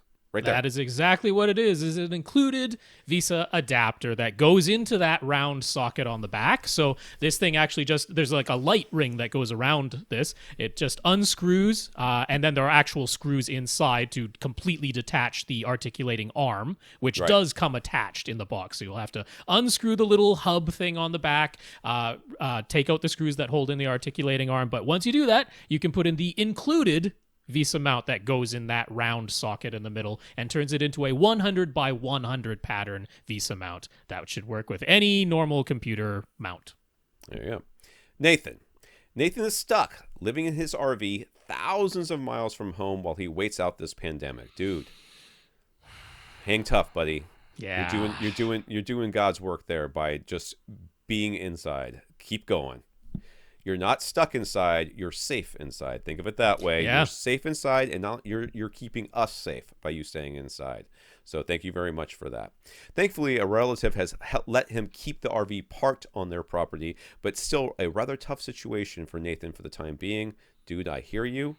Would you like my children to come visit you forever? Because I would gladly give you 1 to 3. I'm not even sure which one I would keep. If I had to keep one, I don't know. I'd have to do like the coin toss thing to see which one I would be more disappointed in keeping. I just don't know. I love my children. I want them to go very far away. To compound things, his RV has a 32-inch 768p LCD TV that Nathan says looks like crap. But it at least runs off of DC power, so his RV's batteries can power it without having to use the inefficient 12-volt DC to 110-volt AC converter. He would really like to replace the LCTV, but the absolute maximum size he could fit would be a 40-inch display. 37 inches would really be ideal, as he'd love a little bit a little bit bigger screen size. So what does he have right now? 27, 32. Yeah. So he's looked around online, and it doesn't seem like any brand is selling 37-inch TVs. Yeah, that's probably not the case. Yeah. He was hoping Sony would have an option, since he's found that some of their displays actually have a DC inlet for power with an external power brick for normal AC household outlets, but they jump from 32 to 43, and they are priced higher than what Nathan is willing to pay. Yeah. So Vizio has a 40-inch V series, but it only has an AC power plug. Do we have any other suggestions for him? I don't. But dude, this is the sort of thing where we talked about earlier, where like we have, sometimes we come across very specific questions of very specific people. This is 2 in a row. One dude needs a computer display that's HDR, so he can sit inches away from it, and this guy needs something that he can plug into DC power. This is not everybody's problem. And I was actually, could we use a computer monitor? Because, of course, quite a few computer monitors do have a DC input. They have a wall wart or an external power brick. And they're going to come in those weird sizes, too. But by and large, because he's hoping for something that can do HDR and higher resolution. That's why he was drawn to the V series. And I was like, well, hey, the Samsung CHG70.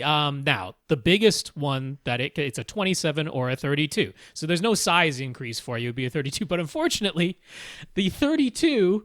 because it was big enough, they didn't use an external power brick. It's just an AC inlet on the 32. The 27-inch size does have a DC inlet, although it's a 22-volt. So you'd still need a step-up transformer from your 12-volt to your 22-volt. But even there, I was like, So I don't have a specific one to point you to. I mean, like, he knows he could get that Vizio. It's the biggest size he could go for. He could use a converter, DC to AC converter, but it is very inefficient. And unfortunately, HDR TVs draw more power when they're in HDR mode, at least, because they put the backlight to full when they're in HDR mode, and they do draw more power. It's one of the reasons why that 27-inch CHG70 from Samsung is a 22-volt DC instead of the normal 19, is what most computer monitors are. Needs a bit more power to do the HDR. So really, this really seems like a solution where VR would be the best answer for him. You know what I mean? You could. Like getting a VR setup. I know this is not going to be cost effective, but a VR setup where you are able to, basically put the screens inches from your face, so you get that big field of view. I mean, it might not be perfect, but it would be something that you could do to get a much larger field of view, and at the same time, not have to try to, shoehorn some weird size TV or, drain all your power or everything else. And when you're done and you're out of here, you could take it out of your RV and do other things with it. You wouldn't be stuck with, having upgraded to TV in your RV that you may or may not use on the regular. I know I feel weird even suggesting it, but for me, it might be something to look into and say, okay, this is more money than I really wanted to spend on a TV right now, but this is more than the TV and something I'll be able to do something with later. Actually, along those lines, I don't know how easy they are to get anymore, but there was a headset, and it was not VR. This was meant to just be a display on your face. It can't work with VR, but it's called the Royal Moon. it's actually really, it's OLEDs in there. It's actually really good looking. The blacks are completely black. The contrast is great. And if you ever watch 3D on it, it's as good as 3D gets because it's actual separate displays for your left and right eye, and it's OLEDs, so there's no blurring or anything like that. So the Royal Moon is something you could look into, although I think they stopped manufacturing it like a little over a year ago, and I'm not sure how easy it is to still find those headsets. But yeah, I didn't even think of that. So Tom, good call on there. But if you are still just like, I want a flat panel, I don't have a specific one to point you to, but I would point you to displayhdr.org. That is where all the computer monitors that are full display HDR certified are. Do not get one that is display HDR 400. You are just throwing your money away on something that will take an HDR signal but really can't show it to you. So go for at least 500 or higher display HDR certification. But I like 32 and 43 is what everybody's making these days. That's just what the LCD panel manufacturers are making, and it's a bit hard to get sizes in between. So sorry, don't have a great one for you. All right, let us know what you come up with. We're going to do one more question, and then we're going to be done because I'm falling asleep. Carlos. So if Carlos heard us correctly, we were actually okay with using a sealed sub and a ported sub together as dual subs under the right circumstances, yes? Under almost any circumstances, yes. Don't care. As long as the sub is adequately sized with adequate output for the space that it's in, I am not looking at whether or not it has a port. I do not care. There is zero amount of difference I think you're going to hear between a ported and a sealed sub. I'm sorry. I just don't think you are. But what steps should a user take to make sure that they have those right circumstances? Will it clip? Will it distort? Is it the right size? I mean, it's literally all that matters, but let's go. So the differences in tuning between the sealed and ported subs mean they lead to unwanted cancellation at certain frequencies? No. Can that all be fixed with adjusting the phase knobs? Unnecessary. How does that all work? It doesn't. So the subs put out, so if you look at the graph of a PB12, or whatever they're calling that now, right? Is it PB12? No, PB. Was it 2000? Like was it 1000, 2000, whatever? But no, you could PB. Let's just talk about a PB 1000, right? Sure. And an SB 1000. If you look at the graphs, those graphs look remarkably similar, except that at one point they start to kind of roll off at maybe slightly different angles at the end, but they look remarkably similar. The difference is one doesn't play as loud, right? One doesn't quite play as loud as the other one. The other one get a little bit louder. All right, so if you take a PB 1000 and an SB 1000, you put them both in an 11 by 12 by 8 foot room, and you have them play together, they are going to do exactly the same thing that the other one is going to do the entire time. There is not going to be any cancellations, other than cancellations are going to happen because of the room. This is not how this works. It's not like the port is somehow doing something that the sealed one's not doing. It's not the way it works. They are both playing the same frequencies at the same time. Yeah, I mean, super technically, yes, there is a slight difference in group delay, which can be related to phase response. It's in the time domain. Way down deep, below 40 hertz, which is where this starts to come into play, we are so bad at detecting phase differences at frequencies that low that it is immaterial. I mean, unless it's egregious, it's immaterial. So what matters, what you're looking for, if you're saying, here's my room size.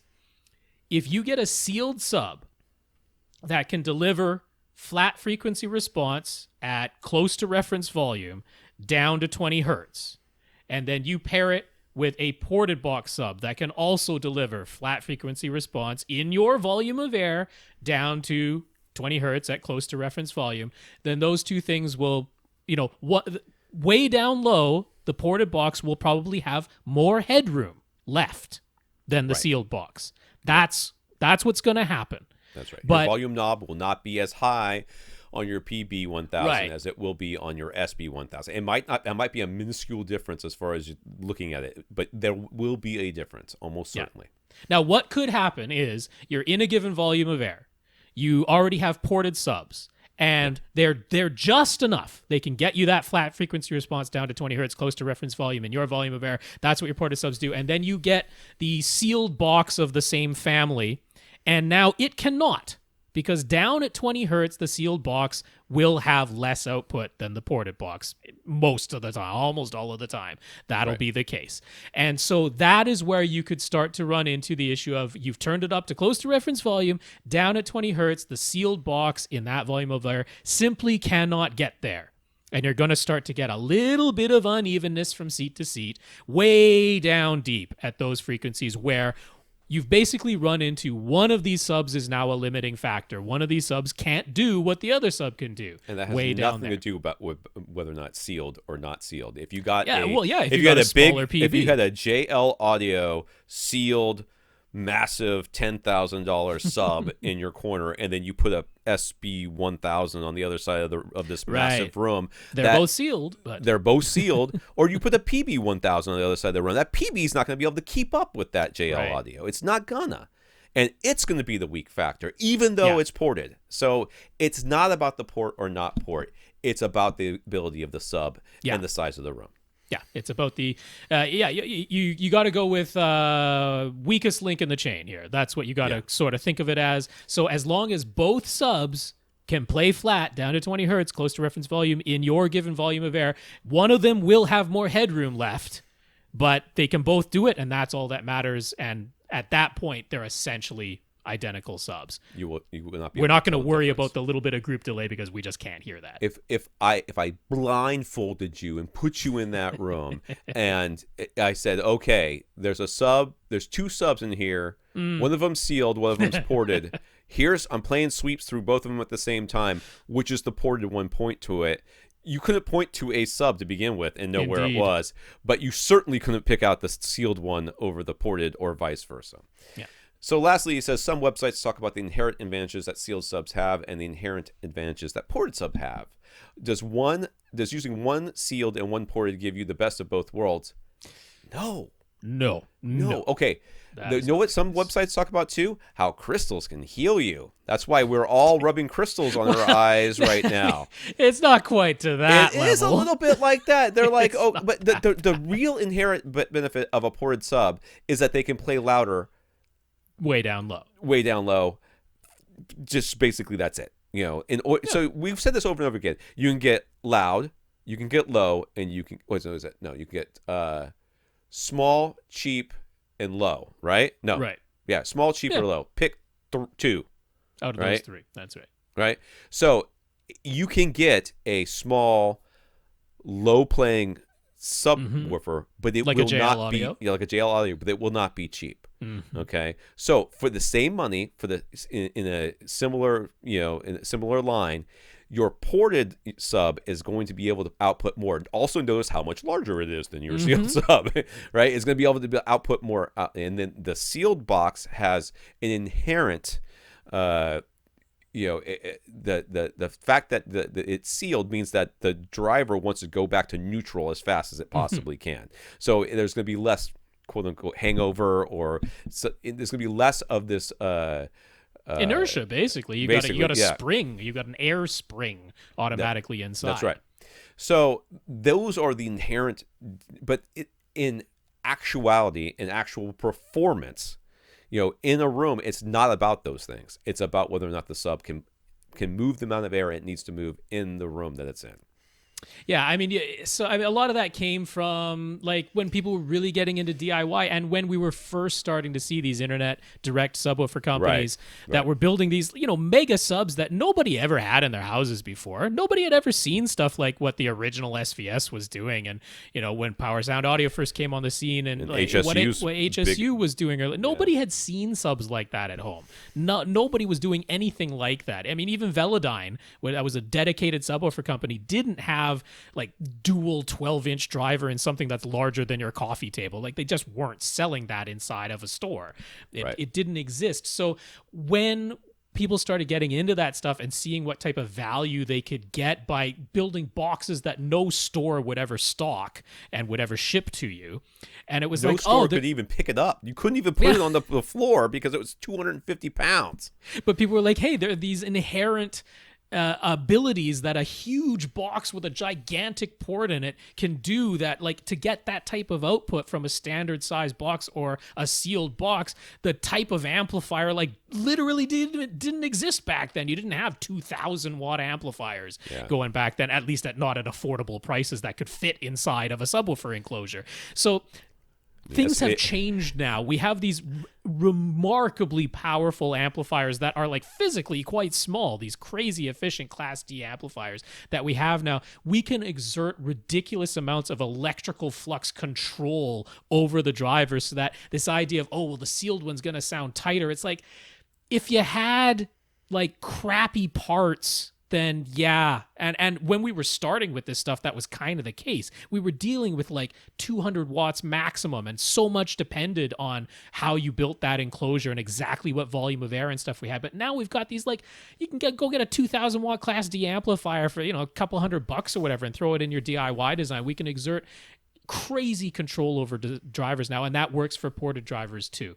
So a lot of that stuff first started off, they had external amplifiers for That's right. You had to. There was no bash amps that you could put inside. The amplifier was half the size of this gigantic subwoofer cabinet. It was a necessity. Yeah, it's crazy. So, I mean, it's I know it's hard to divest yourself of all these things you're reading over and over and over and over and over again. Many of these things, look at the dates on them.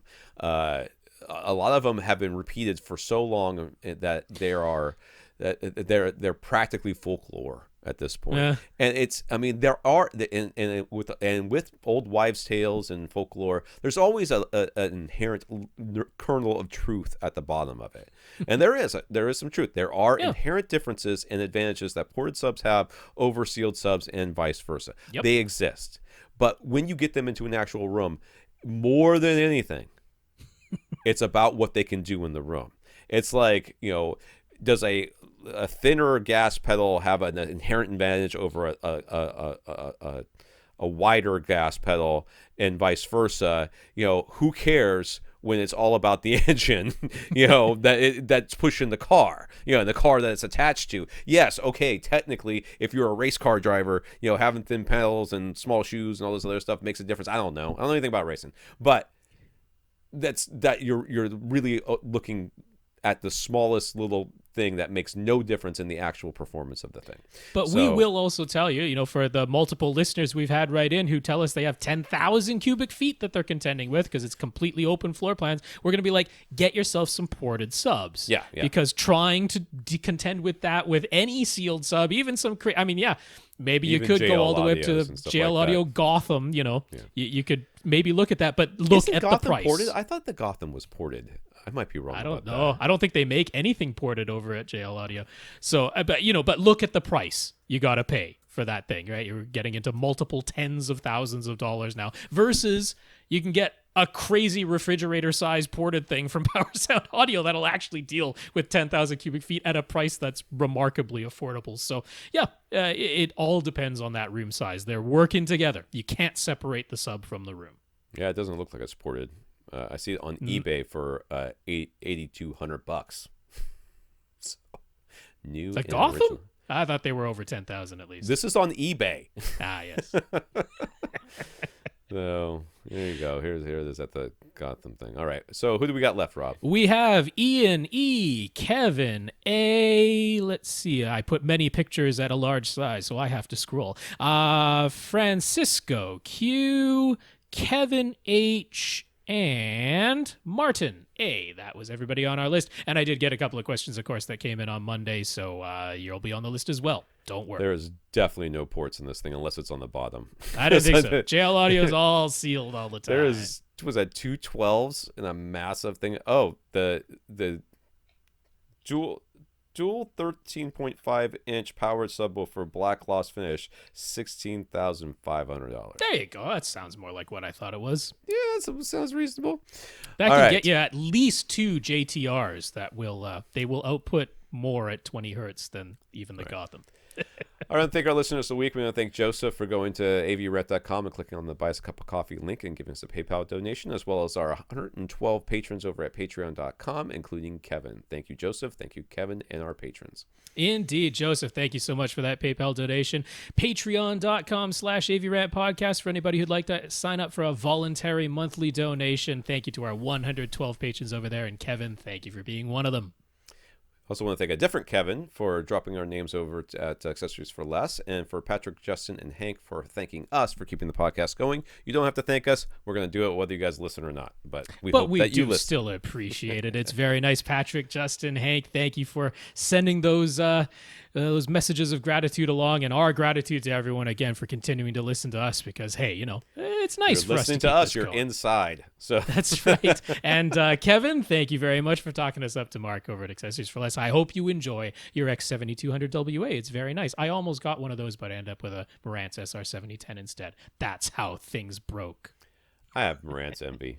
I've always had Marantz envy. It's purely the exterior case. It is 100% the case. It's 100% the looks. I'm not ashamed to admit that. For AVRant, I'm Tom Mantry. And I'm Rob H. Now stay in and listen to something.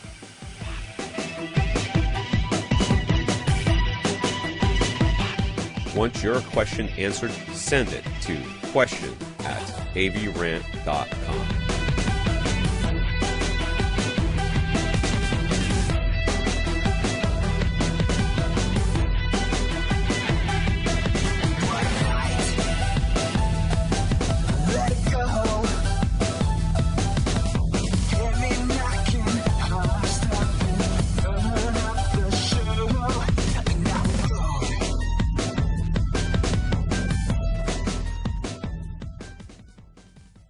This is AVRant. Now go out and listen to something.